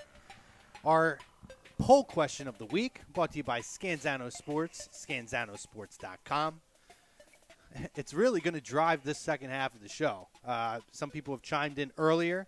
Continue to chime in, and I'm going to go break this down. So the poll question is, in their prime, who is the greatest running back for the Eagles? Again, no disrespect to number 31, but there is a background to this. So there's been a heated disagreement between Charles and Tom Arnone. Tom Kennedy McMahon. So Mr. CEO. As you can see, we've done a little bit of a shift on the couch. Paulie is going to be joining us over here. Paulie's getting me the coin for the coin toss of this debate. So the way we're going to work this, we are going to do this as presidentially as possible, which is going to last for about a minute. Well, 6 minutes guaranteed at least. So Charles is obviously our Brian Westbrook guy. Tom's going to be our McCoy proponent here. And we're going to give each guy 3 minutes. We're going to toss the coin. We're going to see who. That's right. Yeah, we did a little shift here. No, he's over here. I ain't disrespecting McCoy. He belongs up here, but we're Tom was wondering how the jerseys got switched. We had to rep the sides, bro. We had to rep the sides. I thought it was getting rigged here. So we're going to flip a coin. Each guy, whoever wins the coin toss is going to have choice if they want to go first or go second. No matter what. Yeah. No matter what. Here we go. We got where the ring bell went. We got everything getting ready to go. So we're going to flip a coin. Winner gets to choose who goes first. A 3-minute opening argument. I'm going to try to cut that person off. I'm going to need some cord. And then after that, because I'm going to struggle. We're just going to open up and we're going to let the fire go. So we'll see how this works out. It's been great. Broad Street was so fun. Okay. So first things first, we're going to let – do you want to call it or you want to call it? Wow. I'm like – no, technically. I almost feel a little thrown into it. I'm going to be honest with you. You know, I'm the king of not believing to have anything in front of me. But this is the kind of argument where you have things in front of you. What we're going to teach the people right now is what agree disagree is all about. Right, we might yell and scream at each other. We might not like each other for a couple minutes. But at the end of the day, we flat out love each other. And at the end of it, we can agree to disagree on the whole situation. We don't got to talk about terroristic threats. It's family. Right? It's all guys. Never family personal. Talk. Never Red Lobster. And I will tell you. They're still responding, by the way, Crow. I got an alert at work. I'm like, are they still talking? I'll tell you right now, there was a lot of shit talking going on earlier in the group chat that we have. So I'm ready. I'm excited for this. So. Although I think that technically Charles should call it because this is A2D is Tom's home. This That's is right. So the yeah. Well, and guess what? Yeah, it's on. Yeah, you the visitor calls. Okay. Unless you really want me Christ, to. we can't even agree on who's going to call it. We're calling Charles, as a moderator, I'm calling it. Charles, call What do you want, Bob? Time out before we start? What's Bobby saying? What's Bob need to know? What up, Bob? Hardman. Well, while we're going to do the coin toss. We Yeah, know we're that not- we need to do the Alright, coin alright. toss. So call Heads, it in the air. Heads. Oh, heads. I was going tails anyway. It landed on heads. It landed on heads. We don't do the. We don't. landed- No, it's fine. He can go first. No, yeah, I decide. You go first. This And is- then- Wait, it's a you're double. opening It's a statement. double-sided coin. What the? I brought it in. I Coin. knew That was it me. was. My bad, I love guys. that hat, So by you- the way, Chrome. Oh, Thank you. Yeah, we Oh got the my same hat God. on. So. Bob wants to know how he they're took going it to off. vote. How they're going to vote. All right. So voting is. Listen to the arguments a little bit before you guys chime in Yes, on Facebook listen and to YouTube. arguments. And know who's on the LLC Yeah. because we can ban you from the bar. Where are you? when you Where are you, the Pats? when you Where are have you, the your, Patriots? listen, when you have who you're going to choose or who you're swayed by, I want you to comment either Team Tom or Team Chux. We're going to try to keep tally. By the end of the show, we'll have it. So we're going to get this thing going. But first, if you don't have it yet, guys, get your popcorn I'm ready. going to need that We popcorn. got our popcorn ready. Let's do this. Hashtag VoteGate. So we got our popcorn ready. God, I don't know if I want to put this in the middle of you two, but we're going to see how this goes. All right. So, Tom, opening argument. You got 3 minutes. Why is Shady McCoy in his 3 prime? minutes. 3-minute To opening start. argument. Only first opening argument. Well, I don't even know if I need that much time. Do you need me to time this, Chrome? Well, you can defer time if you would like. So all I'm answering is why he. The question is, who in their prime was the better running back? Running back. Who Okay. in their prime was no, the I better want to running back? confirm that we're saying running back.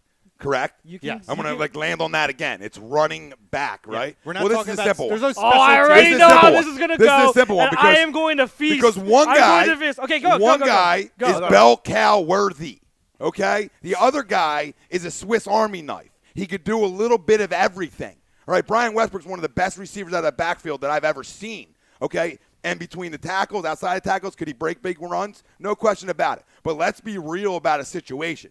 If you gave him the football 20 to 25 times a game out of the backfield, his career would have lasted 2.5 years. And I'll tell you why. This is a guy, just when his numbers of targets went up throughout his career, his practice time went, this is no notes too, that it's off the top. His practice went from here down here. He stopped practicing as much. He was banged up a lot more. And you're talking about Shady McCoy, who was a bell cow. And I know Charles, one of the things he's going to come at me with is that, and I already know it, that Andy didn't use Brian Westbrook right. I think Andy used Westbrook perfectly, and if he didn't, he would have been out of the league. Now, he's the same guy who had LeSean McCoy early on in his career, and he used McCoy like a cowbell for the most. As much as Andy could cowbell somebody, he used him as a cowbell. A cowboy. Cowboy.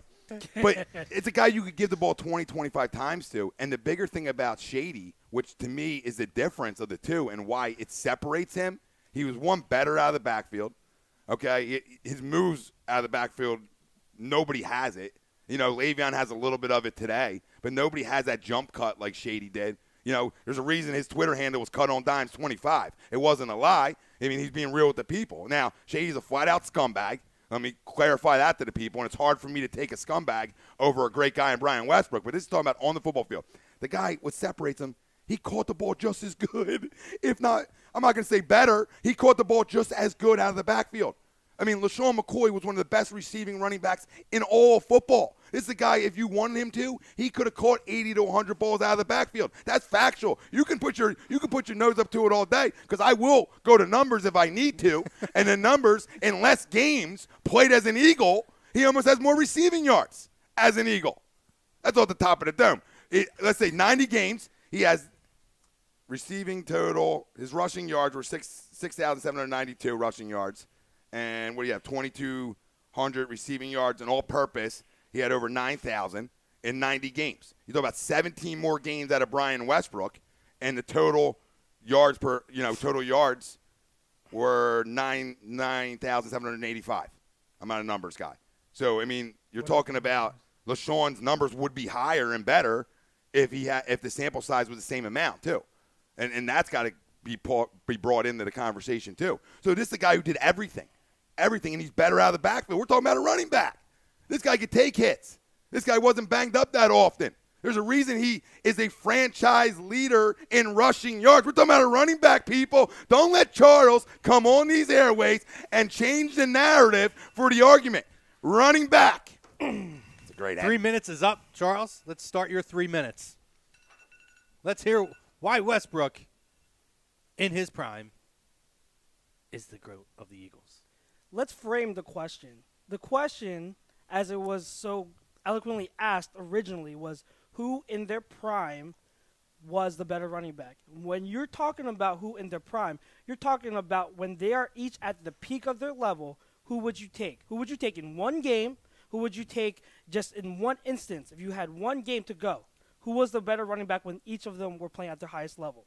So all those career stats you want to throw out, all those career numbers, I get it.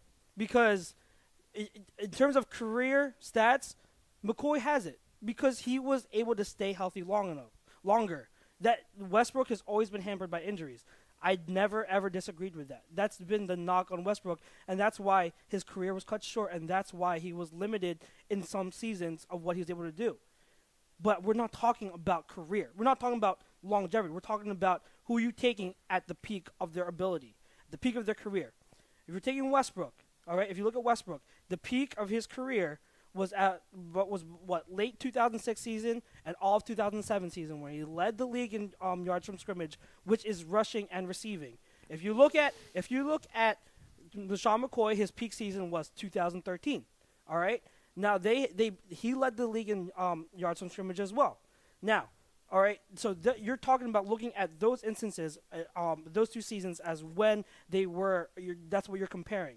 Westbrook was not as good as McCoy in terms of as a runner. Okay, we have that. I agree with that. Shady was a better runner in terms of just running the ball out of the backfield. He has more rushing yards in franchise history. I get that. Well deserved. But you're talking about a running back, newsflash, a running back doesn't just run. He has to do a multitude of things. It's not just running. Okay, a running back has to pass protect. A running back has to catch the ball. In today's game, a running back, if you can't catch the ball, you're not going to live long enough. All right? Westbrook, all right, even though he wasn't as good, he was a little bit not as high of a level as a runner as a Shady. He was miles ahead of Shady as a receiver. You'll show me all the snaps where Shady was lined up as a wide receiver and running wide receiver routes, every single route in the route tree. And I know Paulie can vouch for that because he knows. Shady, all of his passes were out of the backfield on screens, flats, wheel routes, stuff like that. Westbrook would line up several times as a wide receiver and run routes, all like that. All right, so you can't argue and tell me he was just as good as Westbrook in terms of being a receiver because he wasn't. He just wasn't. That's false. So Westbrook was a more complete package. Oh, by the way, he was better at pass protecting too. He was the best pass protector, best pass protecting running back when he played. So you can't just disclude any of his receiving ability and say that doesn't come into fact when it comes to looking at who was the better running back. All right. Wow. Guys, that was the opening 3-minute arguments. I feel like after the 3 minutes, it's officially over. Right? Oh, yeah, because I won, right? You want to give me the belt? No, you want to give me the belt? I just have a couple things. Because what? I mean, there's a couple notes I could read off. Okay, go ahead. What are you going to say? I'm pretty sure you said McCoy is a better running back. No, I said he's a runner. Better runner, not a running back. So running back needs to do more than just run, you said Tom. His peak, they have to You pass. said his peak year was 06. Newsflash. 06, 07. He was the only fucking guy on the team. There was nobody else. Well, yeah, and he carried the team to a playoff win, didn't he? Did he? They helped five. Did he? Help five. 06. That's all he got the Jeff ball. Garcia was the quarterback in 06. Okay, great. Westbrook in 06 when they beat the Giants. Exactly. He was the only weapon. It checked down City. He ran right through the Giants. With a side. Listen, they ain't even paying the toll. I will go back. They're checking down so much they don't get paid toll. Oh, my God. Check down. That's all it was. That's your excuse? No, really? He carried that Eagles team in 06 in the playoffs.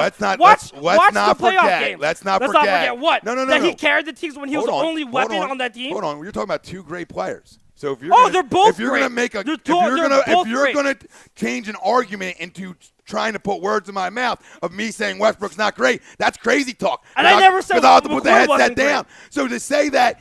I know what the guy did. You know what I mean? I know what 3-6 did. And I know what McCoy all I'm did. saying is that man right there is the leading rusher in franchise history. Yeah, but who's the leading leader in yards from scrimmage? The question wasn't. Who is the leader in yards from scrimmage? Then that's got to be the question. Who is the leader in yards from scrimmage? Then that's got to be the question. Then that's got to be the question. The question is who in their prime was the better running back? Running back, you have to factor in receiving yards too, because running back doesn't just run. I don't know this for a fact. I'll guarantee. Oh my God! I will almost put money that Shady serious? McCoy has more receptions in the season, career, in his highest season than Westbrook did. I'll put money on that. But that doesn't matter. Oh my God!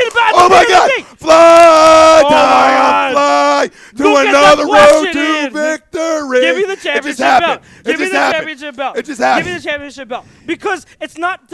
If you're going to ask me, the question is going to pose that who was the better who had the better career? It's Shady. But I'm talking about, look at what the question is, Tom. Who's the better running back? Who in their prime, at the top peak of their level? Okay. If you're taking one game. Guys in all-pro. Guys in all-pro all day. Guys in all-pro first team. All-pro. Year in, year out in his prime. He was all-pro too. Listen, all due respect to 3-6, he couldn't handle his shot. Oh my running God. The ball out of the backfield. Really, you're going to say out of the backfield, he can't hold his shot. 06, out of the 07. backfield, he can't hold his shot. Wow, that's really? real talk. That's real talk. You're going to stoop to that I level. went there. You're going to stoop to that level. Because you're stooping to Swiss Army knife life nonsense on me. Go back and watch the tape. You said it. Go you back said, and watch the tape. oh, he's not a better running back, but he did this better. He did this better. Stop putting words in my mouth. I didn't say he was the better running back. I said he's a better runner. I'm gonna help I said you. McCoy better I'm gonna runner. help you but with tape. You have to do more I'm than gonna that. help you with tape. You have to do more Guess than what? just run as a running back. Some You have to guys pass protect, don't have to go receive. back to tape because shit sticks. You know Yeah, what I'm saying? it sticks in my head. It sticks in my head. Once I see it once, it's over. Oh my it's God! Over. Really? You I want to don't go eye gotta for go eye? to the You want to go eye for eye? Let's go. Let's go. I don't gotta Come go on, to let's go eye eye for eye. I don't gotta get the coach's cam. I didn't have to go coach cam. Let's go. Go eye for eye. Tell me that Westbrook did not carry that team in 06. In 07, by the way, if you're looking at the running backs in the league at that time, he was considered the second best running back in the league. Great. Compared behind to the who? best. Wait, behind who? Compared to the best. LaDainian Tomlinson, who is an all-time great. But after I don't know him, if anybody it was Westbrook. saying he was the second best running back Yeah, in the league. they were then. talking about. Go look at that. Let's go look at that. I don't know. Playmaker, maybe.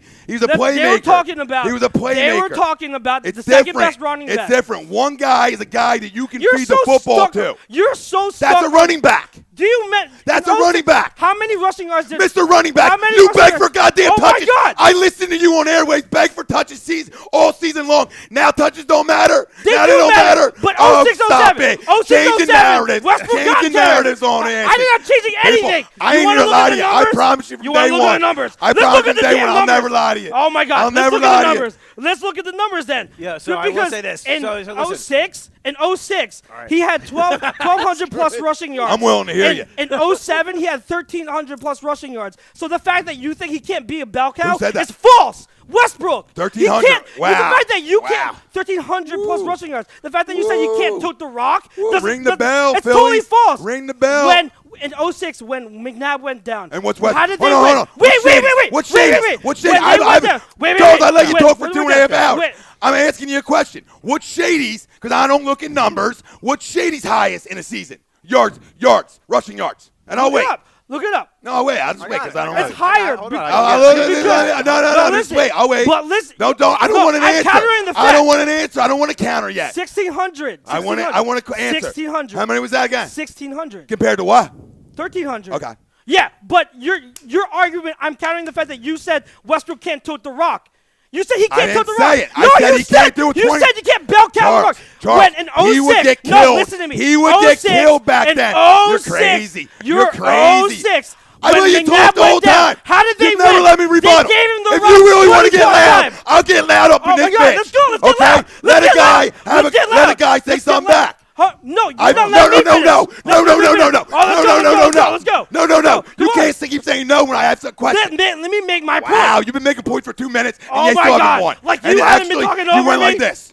Like you haven't been talking over me. All right, you go, then I go. Go. Let's be fair. I don't You even go. know what the hell I was Make your going to say now. Okay, let me go. So Then I'll much let yelling. you go. So All right, much intensity.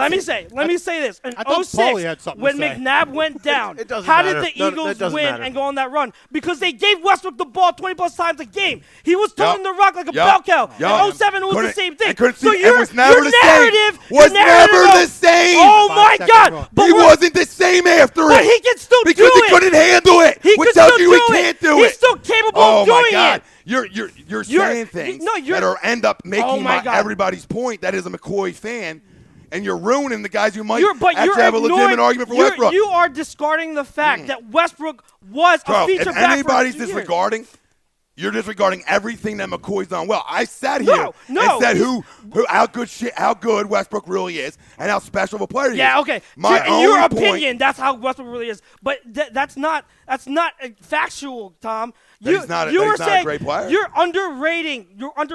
I don't blow guys. Okay, I'm not a blowhard. I'm not going to blow a running back because I love the position. I'm not a podcast. Okay, I'm a realist. The guy was a great You're a player. realist. He's not a Hall of Famer when one guy's going to because be. of longevity. But we're not talking about longevity. We're talking about the frame of the question. all At their matters. peak. At their peak. You've went When to they're at years the that peak. didn't matter. You've gone to years that didn't matter to I make your go to argument. years that How didn't many matter. Yeah, you did. What years that didn't matter? What years that didn't matter? All right. I don't know. You talked about. I don't know what years you talked about. You talked about so many years. My point is that we're talking about a guy, and you know it, that couldn't carry it consistently. And you want to talk about peaks? To me, a peak is a 3 to 4 year stretch. Nobody had a better 3 to 4 year stretch than this man. And that's real. That's not what the question. It is. You just changed it again. I can't do it. I can't do it. I can't do it. If I can't. At their peak means when they're at their highest level No playing. shit. Who was That's better? their prime. You know what peak and prime are the same fucking thing. Peak, prime, which is a 3 to 4 year stretch for the people, and Oh nobody was better than this guy. That's factual. Westbrook did more stuff when he was at his best than McCoy did. Listen, and it's by a hold the hair. L. It's Just by a hold hair. the L, It's Daddy. by a hair. Hold I the will L admit for that. me. Just hold the L for me. What L? I don't need the to L that I distributed with nothing, out of The work, imaginary out of a L, car the ride, and imaginary came down and Yeah, flat sure. out dominated the conversation. Because you spun everything back to make my point. Because I gave you good points and you refused to acknowledge them. I acknowledge. Oh, yeah, sure. You haven't Yeah, acknowledged sure, one thing I Tom. said. Yeah, sure, Tom. Yeah, sure. Hey, guys, what about Wilbert Montgomery? Great name. Great. He was before my time. Now, he ain't going to win. Steve If Van somebody Buren. came Steve in Wilbur, Van we're going to Buren. hammer Yeah, him. yeah. We're going to hammer him. Oh, you think I'm okay. against you? No, I'm against you. I am against you. Now I'm back against you. Well, I guess before We what? were I got to didn't be on even the know same that. team for a second, and you assumed negativity was coming. You assumed it. Well, you're my enemy right now, Tom. So No, I'm but I was gonna- saying if somebody brought in Wilbur, me and you we would win that debate. Yeah, we would. Yeah, we wouldn't let a guy get a word in. What about Steve Steve Van Buren. I almost had a heart attack a couple times. You made me keep yelling, like you made me get louder. For the record, Shady's Great best. work, Addy. Shady's most receptions was 78. Westbrook had 90 in 2006. Nice, 90. Just putting it out there. That's fine. That's I'm just running back. That's not me. I was going to say I'm not saying it either way. so. Let me ask you guys a question, okay? And this is whatever we can put in debate, whatever. I ran out of popcorn. So I'm finishing Smurf so gummies. if you put want some? I both got their some more. highest numbers together, okay, which guy would you rather have? Shady. That's where you got to end it Westbrook. with. Okay, well you have to. I mean, shit. If you went Shady now, Westbrook. we'd have to end the show, Westbrook. right? This second, done. Give me Westbrook because he's more of a dynamic playmaker. He can do more. Mark Hooven says he can't choose. Wow. Yeah. It's tough. I mean, You know it's what? not I'll say easy. tough. I will say Let me- another thing about Shady, and because I remember I don't have a number off the top of my head, but I remember this specifically. There was a while where he was like the best fourth quarter running back in the NFL. Yes, that is true. Yes. Which is Closer. huge. It's clutch. Yes, I mean, yes. it's a character. But to your point, Charles, what I kind of do I forget that Westbrook really did that 2016 with Jeff Garcia. He carried that team. I looked up his postseason. He had both of those playoff games. I ain't grabbing your junk. He had ridiculous games against the Ridiculous. Giants and against the Saints when they Yes. lost. He had Thank 2 you. The touchdowns. disadvantage that and 100 McCoy yards. had was no quarterback. That's You're the right. only No, it's fair. disadvantage throughout his career. But again, this was Jeff Garcia, so it's not like he wasn't playing with 5 at that point. No, but still, Jeff Garcia was probably better than the slop that Shady had to deal with throughout his career. What was his Right. offense? when Michael What Vick about had the his- offensive line? Michael That was His 1 year? year, and it wasn't even a full year. Well, I mean, who had a better offense? it was a half a minute. Who had a better Shady offensive also line? Shady also He had more Runyon. weapons. He had That's- Runyon yeah, and Trey. It's debatable. He had That's Runyon and debatable. Trey, though. That's debatable. I That's mean, debatable. Westbrook did. Yeah. He had 2 bookend Hall of Famers. Yeah, he did. I mean, what is Shady? I'm just trying to. I'm trying to remember. honestly Shady, can't Shady had Peters, Kelsey he had his whole career, Peters, and he had Peters. And Yeah, yeah. Peters. Okay. Okay. Yeah. Okay. Yeah. So he caught out a wash. Yeah. And so- Shady also Yeah, had Peters is a bookend better, Hall of Famer. Shady, So too. Shady had better weapons during his run to take off pressure. Evan Mathis. Westbrook had in that 06 playoff run, he had Dante Stallworth and Reggie Brown as his wide receivers, and then in 07 it was what, Kevin Curtis. You guys remember Kevin? Like Yeah, we're yeah, talking yeah. about slop. Unfortunately, I remember like Kevin Curtis, yeah. Westbrook carried the team. He was the forgot weapon. about him. He was the focus. Now that we're calmed down, let's get so Westbrook was continuously. I remember vividly watching those years, and defenses always said we are focusing on 36. He is the only But playmaker. Wait, hold on, wait. But Let me ain't just the play. same thing Wait, being no, said it is, for but no, it is. But 2-5? let me make my point. Hold on. Both of what you're saying, but what I'm saying is, Westbrook was the number 1 weapon, and he was the only weapon that defense had to key on. There was no one else really that they had to double or be concerned with, and Westbrook still put up monstrous numbers. McCoy, I don't want to ever take away from McCoy because when McCoy was here, I loved him. I loved McCoy. And if you're comparing the two, it is by hairs. You're talking about by hairs. Like you're gonna say who's better, who's not, because Westbrook was very similar. Bastards split my hair sitting in the middle of you. McCoy was very similar in the fact that he was very versatile and one of the most versatile running backs in the game too. But like he is, although he was the number 1 threat on the offense, he still had other weapons around him that were better than anything Westbrook ever had outside of T.O. for 04. So you're talking about, and I know it's a matter of preference and how you look at it, but it's just that to me Westbrook was always overlooked because of 5, and 5 would never let media get attention away from him. No, I don't think he was. I don't think he was overlooked. He was just small, and at the time, there wasn't as much of an influx of the tinier, shiftier guys that you see more now. Yeah. And he's sort of like, he's special because he's almost like an AI in a way where. He changed the game a little bit for the smaller guy. The Christian McCaffreys of the world now, and these guys who are these Swiss Army knife guys who can do a little bit of everything. Like I said, the only knock ever I had, and it wasn't even a knock that I had on him because I know I know who he is. But the only thing you could ever knock him on, and it's not a reach, was just, hey, if I gave this guy throughout a 4-year stretch 25 carries out of the backfield for 4 years, would he make it?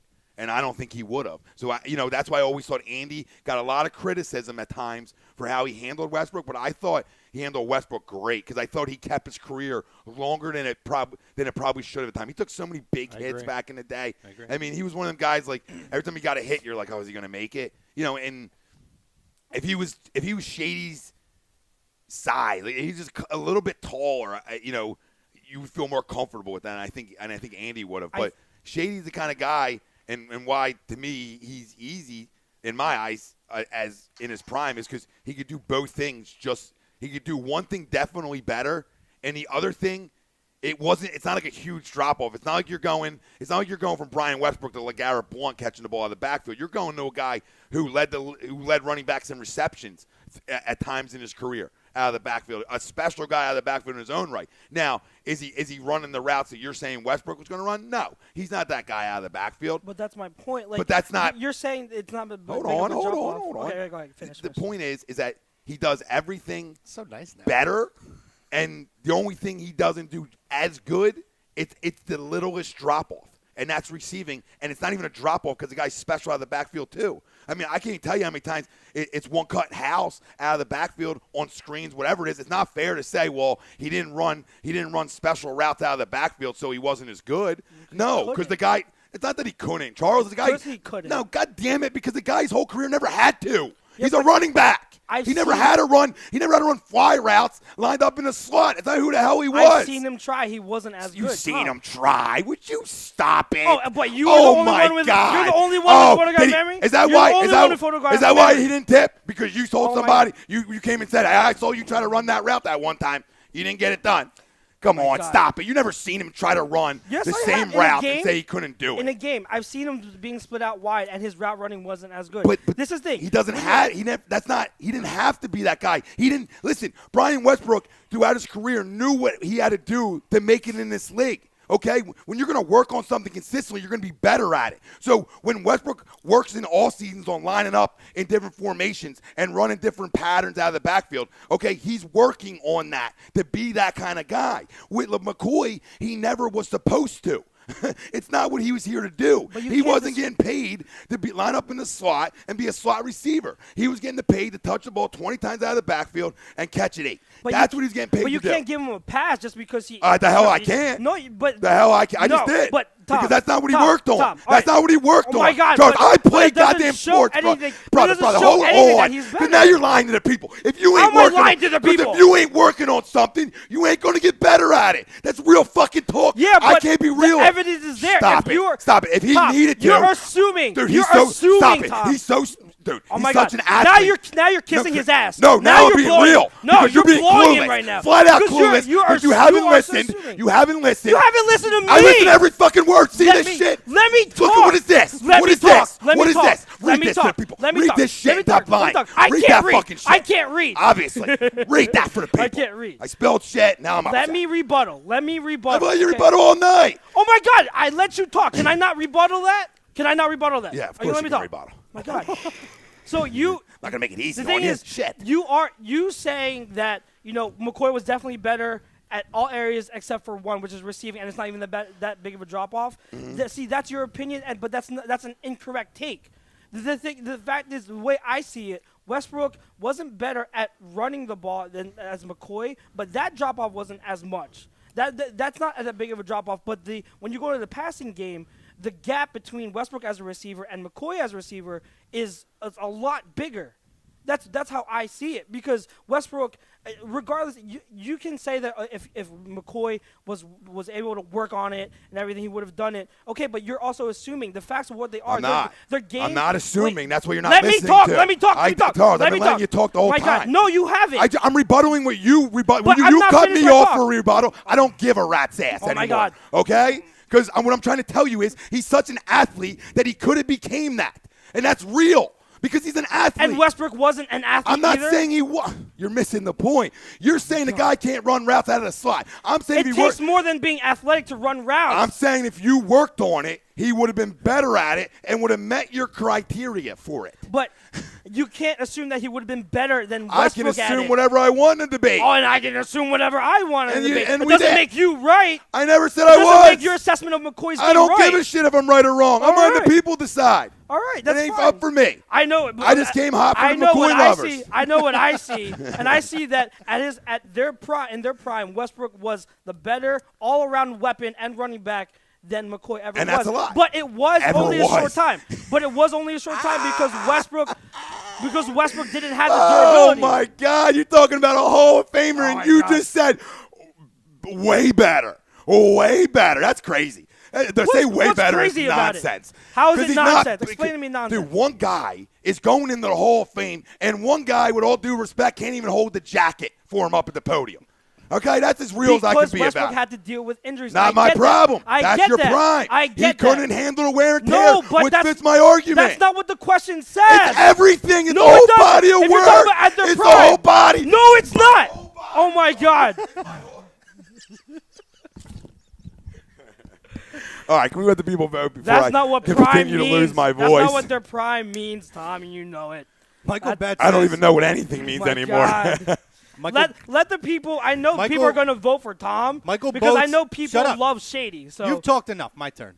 Michael Betts. It's Michael Betts' turn to talk right now, and Michael Betts says, "We the people," says, "Oh well, we won. The viewers won after that shit." I love it. I think you and I won too, Crum. Yo, I won because I ate a lot of popcorn. You did. Just now. Yeah, good for you, Crushed. too. You finished off my popcorn. I ate popcorn. I I mean- had gummy Smurfs. I was killing it over here. You ate all the gummy Smurfs, or ain't no more? There was like 2 left. I'm sorry. But yes, guys, let's get your votes in on this. By the way, if there's a vote. If you're Tom, Team Tom. If you're with McCoy, Team Tom. If you're with Westbrook, Team Chux. And he says thanks. Michael Betts says thanks, bro. Listen, that was a lot of fun. That was fun. I lost my voice I enjoyed just sitting somehow in the middle of that. 8 minutes.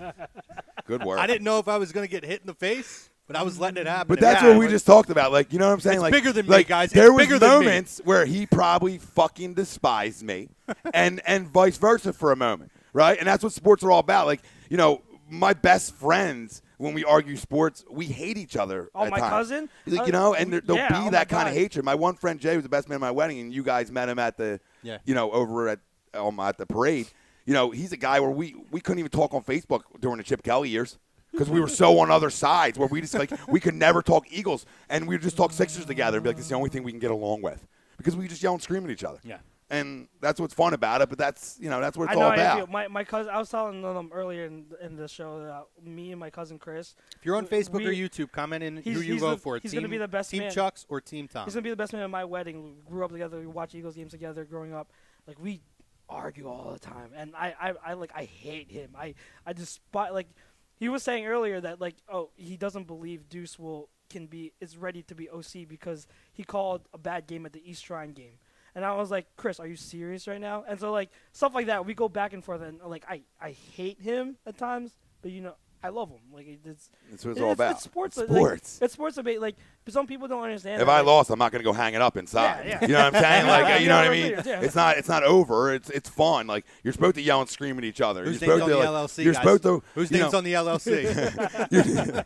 you're supposed to. That's what I'm saying. Like, if it's passionate and it's real, there should be moments where you're like, "Dude, I hate this guy right now. I hate this guy," and then we're gonna get louder. And we really don't hate each other. It's we hate the side the person's on. It's just it's what it's supposed to be. Mm-hmm. It really is. That was a good time, guys. It's fun. It was fun. It was good. Good argument, brother. Love you, Tom. We should go fucking both run for president somewhere, just like Do in it. our local towns. Like we have debating skills. We've done it. Yo, we were resume. Our presidential debate would like trump all Trumps. Yeah. That's how every debate should be. Just 3 minutes and then just fucking go at it. That's it. Yeah, I didn't know what we were doing. Like, you know what I mean? I didn't know how it was set up, but that worked because there didn't need to be like the moments where it was chaos are the best moments of. Yeah. You know what I mean? Where like at points like I don't even know what I'm saying. Listen, Yeah, I black out. I gotta be out for- you black out. You're like, yo, what just happened? What Listen, did I just say? I gave you 3 minutes. 3 minutes to get your. The 3 minutes was to get yourself going, just to kind of clear your head and get some thoughts out, and then now you can go. Yeah, I got to to be honest. For at least half of that, I couldn't understand what the hell either of you were saying. For at least half of it, but I loved it. But I enjoyed every second of it. But I didn't understand most of it. Yeah. We got votes coming in. What's happening? I mean, on YouTube, I'm trying to. I know that Foolish Demon votes Shady, but then M Cam voted Westbrook, and then Jimmy Chonga just chimed in and said Team Chuck, so Westbrook. But those are the only ones I can see on YouTube. That unless do you see any? Ryan's not even looking. So I mean, like in terms of votes, I got here. go ahead. I don't know what's on Facebook, but I'm just trying to. Bob scroll Hartman says Team Tom. Oh, sweeps. What sweeps got? He just texted me. Oh God. Oh my God. I think it's only for YouTube. It's only those three that. He's voted. at great. He's at great radio, boys. So it was two Tell for Sweeps. Who does he have? two That's why for I just Westbrook asked and him. one for Shady on your. Two for Westbrook and one for Shady. I got one here. I mean, there was And we people had that one commented for earlier, Tom. but they're not official because they didn't. Yeah, Didn't it's wait got to for be the at the debate. debate. Right now, I got 2-2 right now. Because Bob even said, like, Bob's like, Tom wanted to debate, but he didn't necessarily change my mind on the poll. You know what I mean? Which is interesting. Where, he maybe he was heading over this way, but at the end he just couldn't, he couldn't change his mind on who we thought was better in his prime. Which says a lot about how close it is. So it's splitting here. Who did you know you have, what? Ryan? You know what I think that it also is? So I Tom's think got if Team you're talking about prime and like who in their prime was better, you're also talking about subjective, like who people think, who people prefer, like their mindset of who would they rather have on their team and how would they use them. Like you like I can kind of tell, and correct me if I'm wrong, and I don't mean any disrespect, but you kind of like the bell cow guy who's more traditional and who has versatility. No, I like Shady. I like that skill set where he can do a little bit of everything. But for me, Mark Hooven says Team Chucks. Especially for me, I got 3-2 Chucks so far. I like the especially with the way that the game is today. Ryan's got Tom. I like the 3-3. running back who is kind of like the Swiss Army knife, who can tote it, who can tote the rock when you need him to, but he's give me all three over Corey the field. Clements and I'm good. You know what I'm saying? Yeah, That's that's sort of who he is. Where he can run the football, but he can catch the ball really well out of the backfield. Yeah. Now I don't know how great his route running is right now. I'm sure it's going to get better and better. But that's a guy where I agree with you on. I'll take three of them guys. You know what I mean? A guy who's fast enough, even though team didn't freaking think he was. Yeah. So that's Team Tom. We got we're getting there. We got a 4-3 vote. I think For Shady. Yeah, and Mark says because he feels like Shady was surrounded by better players, but I don't know if you Who can. did Sweep say? Me. Mm-hmm. I don't. 5 for Tom. I don't think you can. I don't think that's fair. It's not fair. That's really not because one guy played with a Hall of Fame caliber quarterback. And that's a guy who sets the bar for everything, no matter what. Donovan had to deal with no town around him too, besides Westbrook, and them two got it done together. It's not fair to say that when then people shit on McNabb's career. Right, and shit on McNabb, and then change the narrative to win this argument for a Westbrook. Well, he didn't have as much talent as LeSean did. Well, Donovan got crushed in this city, and all he did was win football games. It's just not fair, to say that. In my, it doesn't. I agree with that. It's fine to fit the argument, but to me, it's like not fair. Real quick, what Eagles won. what I forgot to mention earlier. We and did it for Jerome. The thing that always sticks to me also, and I try not to put this against Shady because I know it's not his fault, and I don't trust me like. What, that he's a piece of crap? No. It's not that. It's just that Shady only got to play in 2 playoff games, and in the 2 playoff games he played in, he didn't really do much. Yeah, it's true. All right, and I tallied it. I went back and because the last one was the Foles game, right? Yeah. So in the 9 playoff games that Westbrook played in 5 of them he had big games, And in 5 of them, he literally made the play of the game to win the game in a bunch of them. So that always kind of sticks to me too. And again, I don't want to put that against Shady because he didn't have the number of games. Isn't it funny? They're like almost different style playmakers, but then their playmaking abilities are similar in a way. It's really weird because they're both big time playmakers. Yes. It's not like Shady was a guy who is 2 yards in a cloud of dust, 2 yards in a cloud of dust, 2 yards in a cloud of dust, and then he broke one. Like, Shady wasn't like a power running back by any stretch. You know what I'm saying? So it wasn't like he was like, I'm trying to think of like a big bruiser. That's not who he was. But he did it really well. It's just weird because they're so it's fun. He was as elusive as a running back since Barry Sanders, and now I'm looking at Saquon Barkley. Like, I'd say his elusiveness is even higher. But when you're talking about cutting on a dime, like his ability to cut and make cuts and his agility is amazing. And it's just that I think that you're right. He wasn't a power running back. He had some strength, but I think that's another underrated thing about Westbrook's game is at the combine he benched the bench press of 225 29 times. Oh, well, he's a big. He's powerful. He's a short running back, but he was stout, and he had muscle, and he could power through defensive backs and even linebackers. He's still a guy who came from Chuck's met him and felt the muscles in his back. And a guy who came, a guy who came from a Division 1 AA school. One of them guys who's never given anything type deal. You know what I'm saying? Yeah. Did McCoy? Did he punt? Did he do kick returns and punt returns in college? I don't think he did it in college either. No. I'm just curious. I figured at Pitt maybe he would at least do punt returns. I will say this: it's funny because we talk like they're both clutch in different ways too. Because like I said earlier, I remember McCoy I remember there were games where he did nothing for 3 quarters, and then he would just break off like 2 huge runs in the fourth quarter. That's what I loved about Shady. So like there's that, but then at the same time, I just have these specific when you're talking about Charles, when you're talking about big plays in the playoffs. That screen against Minnesota when Westbrook was playing on one leg and he broke that 70-yard screen in Minnesota. He caught it. I remember he caught a touchdown pass against the Falcons.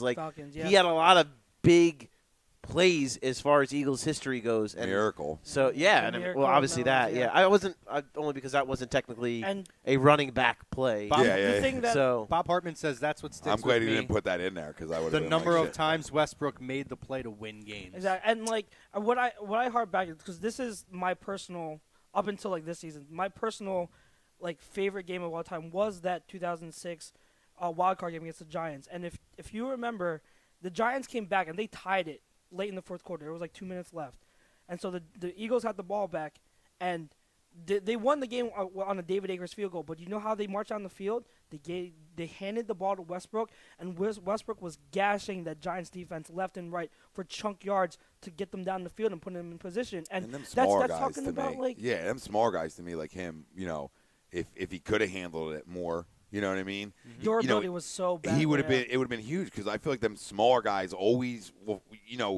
It's harder for linebackers and second-level guys to see them kind of guys. Yeah. And they're the guys who you can't see them, boom, and they're so quick where next thing you know, he's by you, and he's 25 yards down the field, and you're like, what happened? Sproles is 5'6", but defenses always say they can't. Part of the reason why they're so late to get on the angles is because he's so small you can't see him. you can't see Sproles by the time you see him, he's already past you. All right, boys. One of my favorite things with Westbrook, too. Get out of here in a sec. All right, man. With Westbrook, I remember there was a contract dispute because Westbrook was coming off a huge season. Yeah. And you remember who they drafted to be the Westbrook replacement? Ryan Motes. Oh, God. I know my stuff. I know my business. Ryan trash. Yeah, man. And that was theirs because he was like a third round. Yeah, Louisiana Tech. He was like a third round pick. And they tried to make it this will be the guy who's going to take over for Westbrook because Westbrook's going to hold out. Yeah, he's the reason. For that. He's the reason why the average years per year. I can't even talk right now. Years. The average year lifespan of a running back. Ryan Motes is the reason why it went down. It went down. What was he on the route for a half a season? He was. He wasn't around long at all. I remember him breaking off a big run with Mike McMahon at quarterback. I remember that. We got you, El Meat. I think that's who it is. Mike McMahon. El Meat 119. Yeah, we already. That was we got his. Yeah, we got your vote. Right now, I got. Foolish Demon says Ryan Motes the GOAT. Ah, man, the anti-GOAT. He was like the lamb. Mark Hooven says Shady did have 20 TDs in a season, though. That was a fun season. Yes. That was a fun season. Yes, he did. Oh, I didn't forgot all about that one. Yeah. Yep. Could have came up big earlier. Michael Betts says we should have kept Shea and Deshaun. It's funny. I can't remember. Like, I don't do that anymore. Like, when I was younger, I would, spend nights, like, looking at numbers, looking at stats. I don't do it anymore. And I got away from it. I got what I away still from do. it. I just got away from it as much as I used to. Like, every once in a while, I'll go check something, but I don't get tied in. I don't get tied into that really. Like, my point is, like, I'll know it during that season. Yeah. But, like, once that season goes away, like, I find, like, I never go back and look at them anymore. And, Sometimes when you look back, because when I was like, looking back, shit, you got 20? yeah, like what? You look back at like the numbers that some of these guys put up. Like McCoy put up great numbers in 2010, in 2011, 2013. Like his we're numbers we're in the off Google charts. age now too. I can Yeah, just so pull you the can numbers find up. them. Yeah. Pro Football Reference. I don't need Pro to. Football Reference. Michael yeah. Betts says Michael's drunk as well. Talking about himself. I guess he's home watching us drunk, which that had to be fun watching two people drunk. Sure. But I think the overall it's pretty close. But I had it at 5-3, Tom. That's where. David Rosca says hashtag Mandy freaking Rose, hashtag Mandy Again, Rose there it is. sack pack. David Rosca puts so many David Rosca's my pictures. dude. Yeah, he Love puts it. so many like women in wrestling pictures up on the gram. It's great. I am going to bring my donation, by the way, to the studio for the wall. He now? Oh, And we're going to have to get approval from Tom, you. What do you that's think another about that donation spot from me, by the right way. There. that Ajayi shirt right there, the green one. Nice. That's another donation. Wait. I Thanks, think brother. Alexa would look really good right between She those would. jerseys right there. Alexa would look good between a lot of things. Well, be careful where you're putting things at. We got something coming. I'm So saying. just don't get excited. You got to tell me where the spot is. I'm for the telling goat. you, throw everything on that wall because this wall, something's happening. All right. That's all I'm going to tell you. Oh. Something's happening. It's not going to stay the same much longer. So I think Foster's from the Niners. what I have here is what happened? No, sorry, I was reading a tag. Somebody was saying I something. think here overall it's pretty close. Shady wins. But what was your vote? So you were a little bit of a swing vote. You were leaning. I was a towards Shady. swing. I was leaning Shady, and because honestly, I think Charles, I think you acquitted yourself very well, but I just think Shady, and it's and I was already leaning that way, honestly, and Charles brought up a lot. Like I said, the fact, like what stuck out to me, the biggest thing Charles said is the postseason numbers, and just the memorable plays that Westbrook made in big playoff runs. So that was the thing that almost swayed me, but I just not quite enough because I think about Shady in the fourth quarter, breaking off big runs, It and was just huge, yeah. yeah. So I just think Yeah. maybe think- Shady had as many opportunities in the postseason as Westbrook had. Maybe he does. Might have been a different Might have story, been different. right? Yeah. You don't know. So Yeah, I wish we could have seen what he could have done in the Yeah, playoffs. absolutely. He only had 2 games, and it's just like, what could he have done on the big stage? Like, it would have told you a lot more about him as a player. Like, does he come up in when it matters most? Because that's what separates a lot of like great players. It's what do they do in the postseason? And Absolutely. we know that no matter like what it was, Westbrook came through in the postseason, and we just don't know that about Shady. I mean, we like to assume, but like. But what I will say, the Bills game, this past year, where Shady was already like, what injury was it? He was banged up. I can't remember what it was, but he was hurt. Yeah, he played. He might not have great numbers, but he played admirably and had Against one that or two- defense. Against that defense, so I do give him props for that. yeah, I think overall here, the votes may have gone Shady's way, but I agree with some of our viewers here on YouTube and Facebook. I think we all win after watching that. Yes. And I got to fill my belly with popcorn, so I'm a happy guy. Yeah, That was popcorn so much good. fun. Yeah, I Thank you, Carrie, for Long letting me awaited. take popcorn and bowls out Yes. of our And- apartment And to yeah, and do thank that. you, Carrie, for the gummy Smurfs. Yes. I had to get thanks my- for everyone for appreciate it. staying in and tuning into that. Yeah, that was a lot of fun. Yeah, guys, listen, this was fun. I'm glad that we finally got that. I don't even know if you can call that a debate. It was just a shouting match at one point. But I was happy to be in the middle of it. Yeah, it was fun. And I'm happy to walk out without a black eye. So we're going to wrap things up, guys. Awesome week coming off of that high from the Super Bowl parade. Happy Coming that we off got the high. Yeah, well, listen, we're going to stay on that high, but was happy we got to spend some time with you there, buddy. Obviously, I got to spend some time with Paulie. It was a great time. The queen of A2D was hanging out there, and all your buddies, good people. She was around. Yeah, so we're going to wrap it up from the BMW of Atlantic City Studios, BMW of AtlanticCity.com. Chrome, Chux, Paulie, Ryan on 1s and 2s, Tom joining us here Thank you, Gibson Mayer LLC. Thank you, Scanzano Sports. Thank you, Stream Smart. Guys, tune in next week, 8 o'clock. We're going to get back to, we're going to talk about the Hall of Fame, Eagles Hall of Fame. We're going to talk retired numbers. We guarantee that next week.